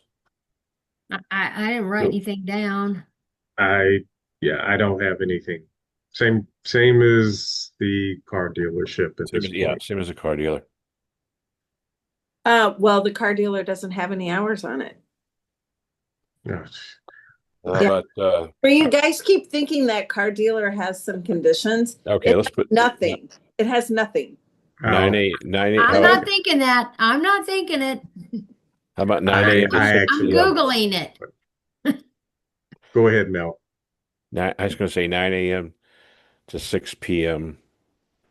Since it's a rental car, if he wants 7 days a week, that's fine. I don't care. I don't think No, he's going to work they 7. can't be open on Saturdays or Sundays. It's That's the car sales. I don't know about That's car. car sales, not You can rent a rental. car on Sunday. There's people oh, that okay. there Yeah. could be people that come in on a Sunday that need it for the week. So I don't have a problem with rentals 7 days a week because I've had to rent a car to go out of town or to do something. So, you know, And what were the hours again? 9 a.m. to 6 p.m. for car rental. Okay. Number 17, there shall be no cord or rope type LED lighting surrounding or framing windows or doors. Yes. Number 18, the petitioner shall provide a commercial dumpster and establish a trash removal contract through a private source for regular pickups and maintain the entire premises in a clean and orderly appearance at all times. Yes. Number 19, the petitioner shall provide a refuse container on the exterior of the premises for use by the customers. It shall be emptied on a daily basis or more if needed. If another container is needed due to the level of business, it shall also be provided. Yes. Because I could see somebody coming back with a rental car, getting up the trash before they give it back to him and having someplace to go with it. So yes. Yeah. May not That's fit a on the lot. reasonable. Huh? It may not fit on the lot with the way the car. No, I'm is talking all about there. I want just a regular trash can. That's what I think you're talking about, aren't you, Mary? Yeah. Yes, I was talking about a regular trash can. Just a regular trash. That way, if somebody comes up and they got 3 or 4 bags of trash or something like that in their car, they have some place Trash can can sit right throw it. next to the door where you walk in. That's fine. That's just that helps him, so they just don't throw it on the lot on him. Number 20, there shall be no vending, ATM machines, or payphones on the exterior of the premise at any given time. Yes.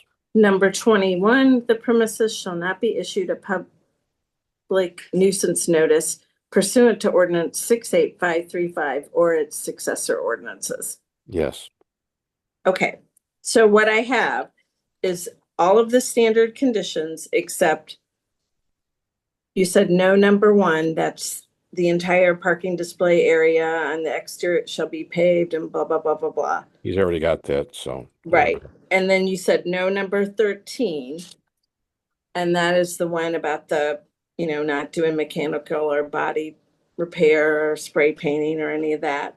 And then on number 5, we're going to add rental. So that was the one where it talks about not parking cars to be sold on the public street. We'll also say you can't park rental cars. And then I have the hours of operation as 9 a.m. to 6 p.m. 7 days a week. Did I have that right? Yes, I Okay, think those would be pretty good hours. I think I went on his on the on the internet and his business operates currently from 10 to 5. And so I think I guess the parameters that you said are in alignment somewhat. So that shouldn't be hard for him. He'll probably say, "Oh, they're giving us all of this," and he would change his hours to match his regular hours. 9 to 6. Yeah, 9 to 6. I don't have a problem with. Yeah. If he's doing 10 to 5 now, 9 to 6 gives him 2 extra hours, kind of like daylight savings time. You pick up a little In bit. today's world, he'll be leasing cars 24 hours a day. All they got to do is call him up, and he says, "Go get the key. It's there." There you go. Not going to get into that, Joe. Let's just leave it to the hours that we have right now. Okay. I have another question. I have written down that Mona made the motion and it was Mona made the motion. Mel seconded. seconded by Mr. Yes. Klitzman, but it was Oh, Mel. I'm sorry. And Mel helped. Yes. I did. So who's the second? So Mel can be the second. That's fine by me. I All just right. want to get this right. All right. So that's our motion. That's Mona and I's motion. Okay. Let's get him something so he can leave here. At least have something to go with, and then we'll address everything else. Motion made by Mona, seconded by Mel with conditions All over the mentioned. place. No. With conditions mentioned. All of those in favor? Aye. Aye. Aye. Aye. Opposed? Motion carries findings, Won't be a Paul? detriment as conditioned. Okay. There you go, John. Okay. And finally, The gas station. appeal number 11983 4903 Goodfellow Boulevard. I'm very familiar with this location, and I'm very familiar with the other locations they talked about. This was built back in the 70s, actually. Yes. And it's been a gas station all along. It's right there on the highway. And if the people that are doing this, I mean, they went to the neighborhood, they had other meetings. I don't have a problem with tying it into the real time with the police department and putting lights up and putting the cameras up, I think is a great deterrent. Starting at 5 a.m. to 10 p.m., they're going to be coming back to us anyway, because I'm sure after a small time, they're going to want to go back and, go 24 hours since they are right there on the highway. I think there was conditions, but I have here number 4 is out and 5 is out. I don't remember what they were. Yeah, I've got number Can you 4 is read out. the convenience store conditions again? Is that what you're considering, Mel? Yeah, I guess, but I just wrote down 4 and 5. Yeah, I just had I think 4. one of them is No, no I didn't. cooking. Yeah, number 4 talks about cooking, which should be Yeah, scratched because we- their yeah. application is for cooking. Number 5, he wants to sell cigars, so Oh, yeah, they have cigars to should be. be removed Yeah. from that. Yeah, I want them Yeah. in original containers. And then when I read the hours of operation, he corrected it to 5 a.m. to 11 p.m. 7 days a week. 11 p.m. That's right. 11 p.m. Okay, I'll give them that. I'll make the motion to approve, I'll second. and it's not to be issued the nuisance notices. And if he if he can tie I don't know if I can do this through conditioning, but if he can tie that into the police department's real time cameras into the real time, whatever they call that thing now, that cameras be tied into the police department's real time reporting, I think it's called. Okay. Motion Yes. made by Mel, seconded by Joe. I'm sorry. Can I say something, Mr. Chairman? Yes. I Told you, apologize. Dan. This no apology. This is a free for all, kids. Yes, just jump Welcome in. aboard. Okay. Yeah. So Nadine, I'm sorry. in North St. Louis, you can throw a rock and hit 5 gas stations. Okay. So the challenge that I have with this one is there are so many gas stations, and it's just maddening that we need some more gas stations. I do understand that this one is proposed to have food and provide a different type situation, but often our gas stations in North St. Louis end up being these places where activity happens. Yes, we know. Miss Yuna made a statement about the DICE meetings. And that's data informed community engagement. So it's a lot of things that go on at gas stations, and it has a high level of aggravated assaults for gas stations and various other type businesses.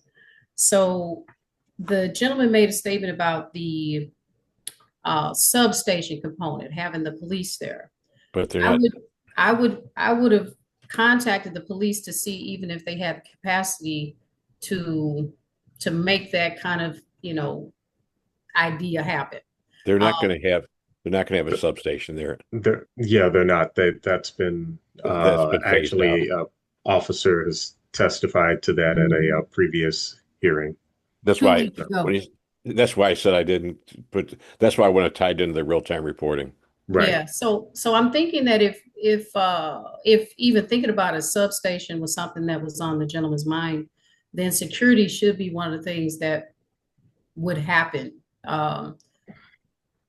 It's just I just got some problems with this one for various reasons. I got a whole page and a half on this for concerns, and there were 10 people from the community that came to the meeting, and Alderwoman Boyd was making comments about other gas stations and places like this having challenges.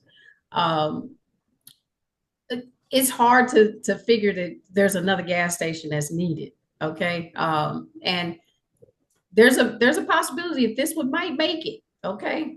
But it's got one that's across the street from it.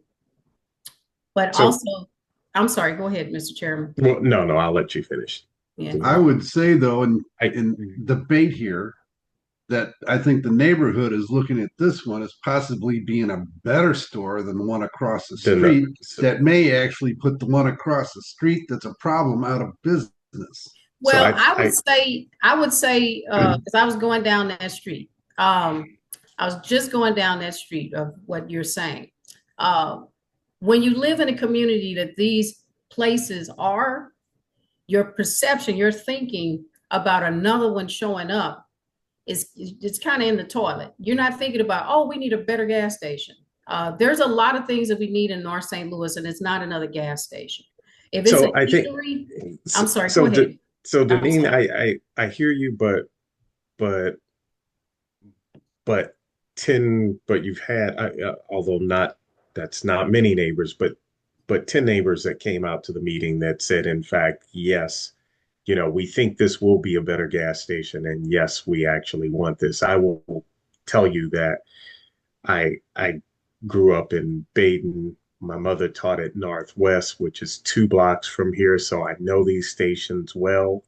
I used to go to the one that was at right at the highway. I never went to the one that's currently there because it was so awful. I've just never gone there. I think, and I don't want to hog tie a new gas station because there are other gas stations that are poor performers. Actually, what I'd rather see is poor performing gas stations be removed. But I know the area well and grew up within 6, 8 blocks of the gas station. So, And I would want to also talk about that for just a moment. We don't often get a positive turn from the older people where they say, yes, we want yeah, we're this. neighborhood Normally, and the we have alderman saying yes to a gas station. Yeah, we don't get that that. just doesn't. We usually have a slew of alderperson saying no, and then an entourage of we don't want it. And then we say no to it. That's typically what happens. Plus, I So, think they're going to be on top of this. That if we put the nuisance thing on there, I think you've got a neighborhood engagement. First off, this is one of the few that actually went and met with the neighborhood, that met with the up alderman. How many front, times do we come up with? They go, we ask them, you met with the neighborhood? No. You met with the alderman? No. You did any community engagement? No. They've gone out and actually gone to the point where they've said, what do you people, what do you in the neighborhood, what do the people in the neighborhood want? And that's what I said. He says, and we're going to have salads. We're going to have this. Now, if they don't do that, then that's going to be the neighborhood's going to be bringing them back to us. And like I said, they run a lot of other stations, so they know what they're doing with these things. But there's nothing else that's going to go there. I'm like I said, I'm extremely familiar with that location. There's I nothing feel else like I need to also just again, as we are rewriting our zoning code, the city has gone into a lot of work to put together a strategic land use plan. Usually in the F district, a gas station is a conditional use. Because it's so close to another one, you're actually going to be granting the variance. And I know you know that, but you're essentially preventing the city from achieving the strategic land use plan by granting this variance. Right. So you should be thinking about that as we move to a new zoning code. Right. But what are you going to put there? That's Yeah, for I the mean, community to at that decide. particular location, It's the pumps are still there. You can do anything there that you can do in the F zone, and you have a copy of the zoning code. So take a look at that I list understand of that, but things. you're not going to get anybody else that close to the highway because you come off of Goodfellow. yeah, and your entrance and exit right to the highway, it's right there. Like I said, I grew up 8 bakery, blocks from here, and the the station that they're reality is there's just I do barber not shop. envision. the, No, real the reason. other no, the other price that they're talking about the problem no. going, I think I work there. Yeah, The yeah, I There's no think the reason that issue this is site the has not other, been developed. and I agree with church. Mary. I think that and we have the address now, 5003 Goodfellow. I think that gas gas station should be cited. It should be removed, and there should only be one gas station here, one that performs accordingly. The reason that this gas station that was built in the 70s has not been redeveloped into something else is to demolish and get the tanks and get all the related gas stuff out. Makes that lot so hard to redevelop because you got an added cost of several thousand, $100,000 probably by the time you Yeah, take all of it all out and get it all redone, get the site to be virgin again to where you can actually build on it. That's an added cost that will never let this property be redeveloped unless the government gets involved and pays to get it clean. I think taking the yeah, gas tanks out alone is $300,000. yeah. No, I've got a project right now So that we're you dealing can with wish like this. So you can wish that this thing will go away, but there's no developer out there that's going to go out and buy a lot this size and know that he's got $300,000 before you can even do anything.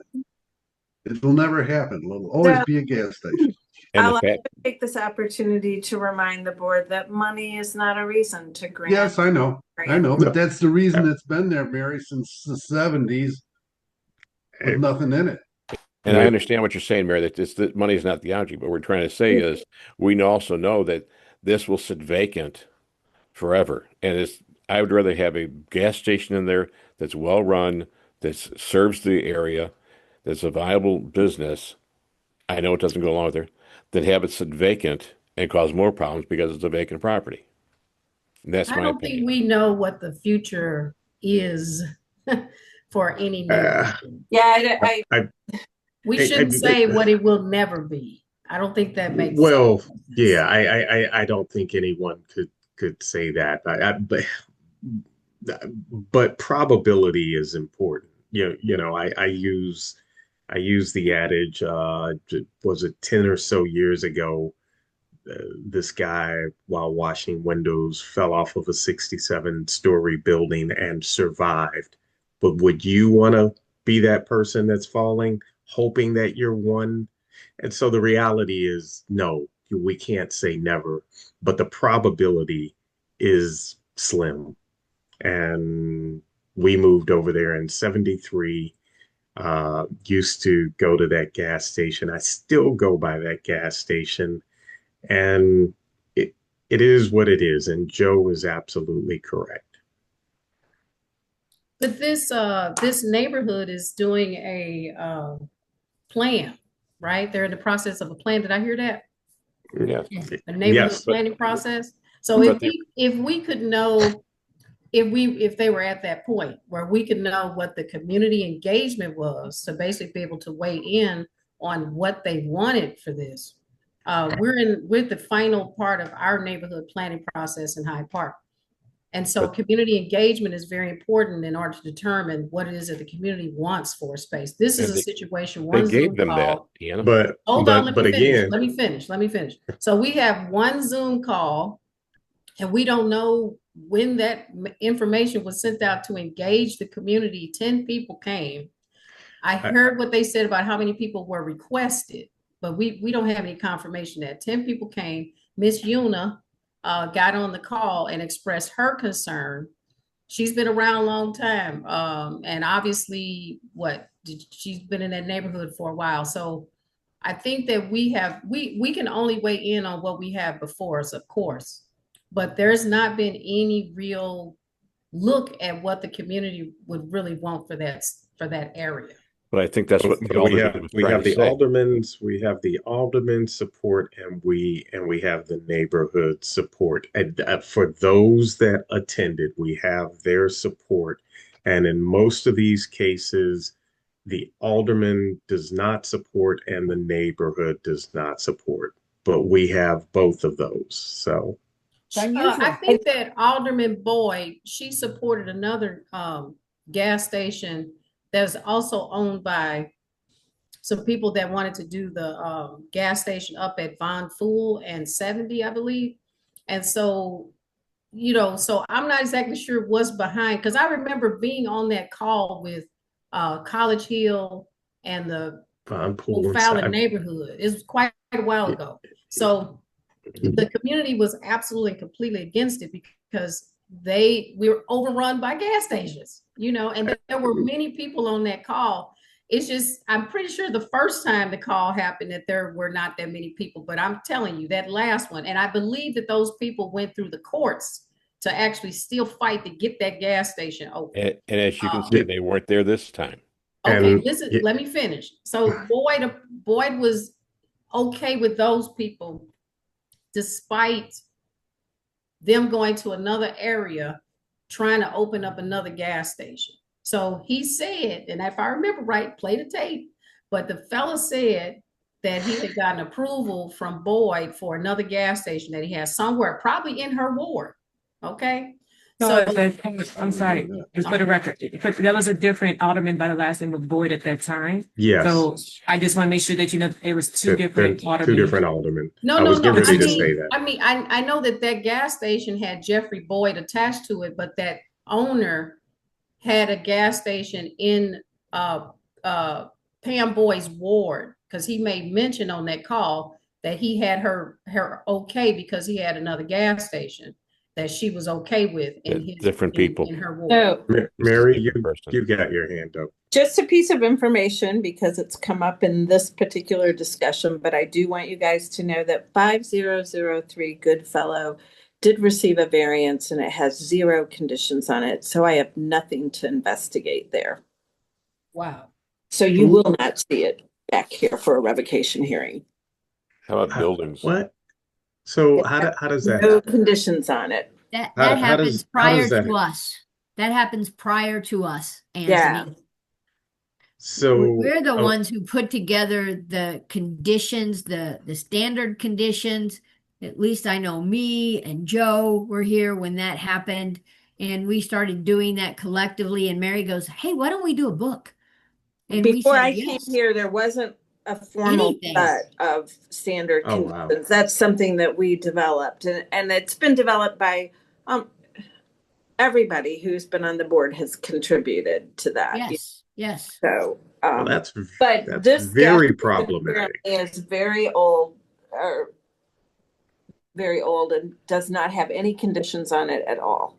So, Okay, I would so never be able to do Short of it burning down. so from our stance, so if it's a nuisance property, how is The nuisance department can address it, but the beauty of either a Board of Adjustment hearing or a conditional use hearing having that same condition on there is when they're in violation of it, then the building and, we can revoke it, and then the we building can inspector can exactly shut it down and they lose their occupancy. understandable. When they haven't had a zoning hearing, then there's, it has to go through that nuisance process, and that's a lot longer, Right. it's more involved. That's awful. It is. That's why we put nuisance on almost everything we do. Sure. Makes sense. And that's why we put all the conditions, because even if it's not a nuisance, if they violate a condition, then we can get it back here. We can. Yes. address those I things. will being new to the board, I was unaware that Yeah, there's some older conditions were ones out not. Wow. Before Mary was here, zoning wasn't like it is now. I'll put it that way. Well, thank you, Well, why Mary. don't we preface that by saying that since I came here, we follow the law. We don't do zoning over cell phones and what aldermen want. We follow the zoning code. That's what I mean. Thank you, Mary. The only thing that I have reservation about is that I believe this guy. I believe he I will do run. too. I do we've believe been he's going to duped run a before. different station than the guy across the street.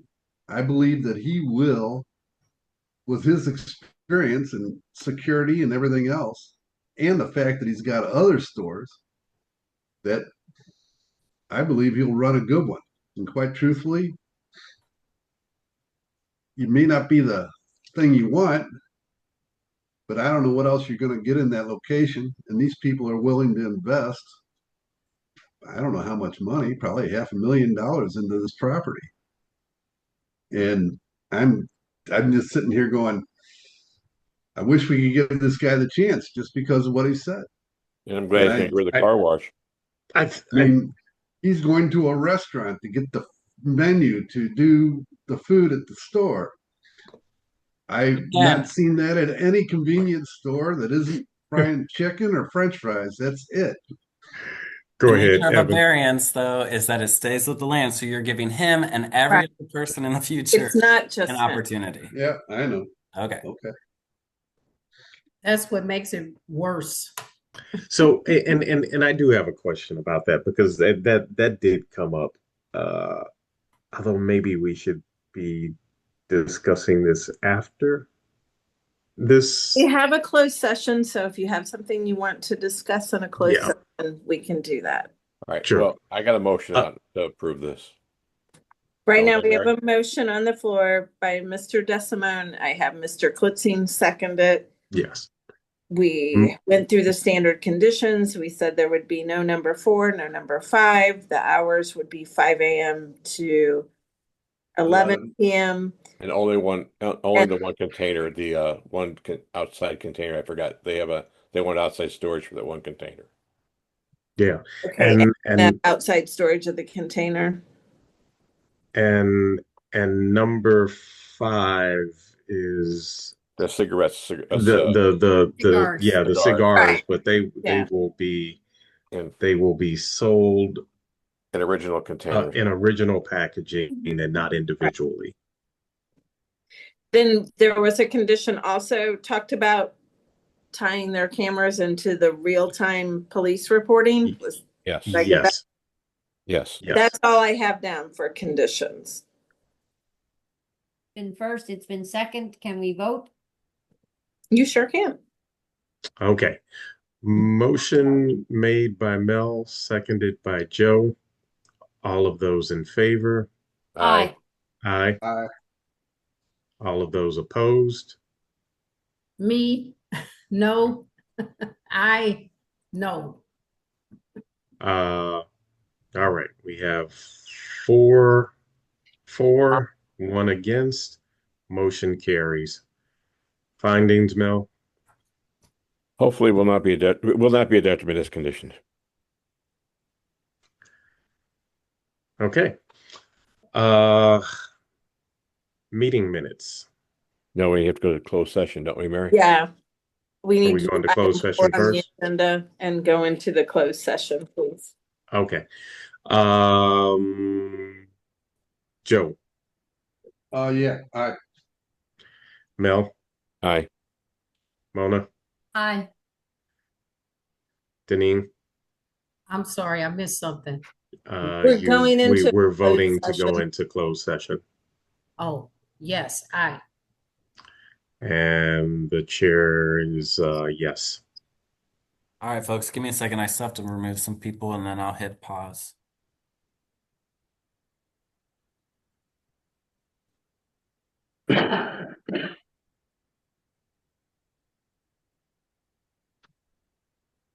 Okay, I think that's it.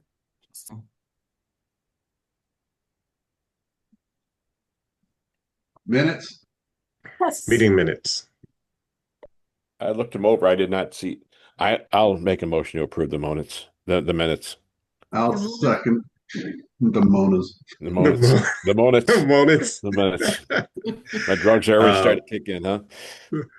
Motion made by Mel, seconded by Joe. All of those in favor? Aye. Aye. Opposed? Meeting minutes are in. Welcome aboard, Any new Deanna. business? Welcome I'll make a aboard. motion to adjourn. I have no new business for you. Thank you, Okay. Mr. Singh. I We're got a meeting next motion. week. Motion from Joe. Do we meet next week? Dre? Yes. Yes. Yes. Thank you. I got a I'll motion. second. from- I'll motion second. made by Joe, seconded by Mel. All of those in favor? Aye. Aye. Aye. See y'all next week. Thank you, everyone. Thank you. See you Deanna, guys. Thanks nice for meeting being you. here, Have Mia. a You're good day. filling in nicely. It's good to See see you, y'all Mia. later. Been a Have while. a good week. Bye-bye. Bye, everyone.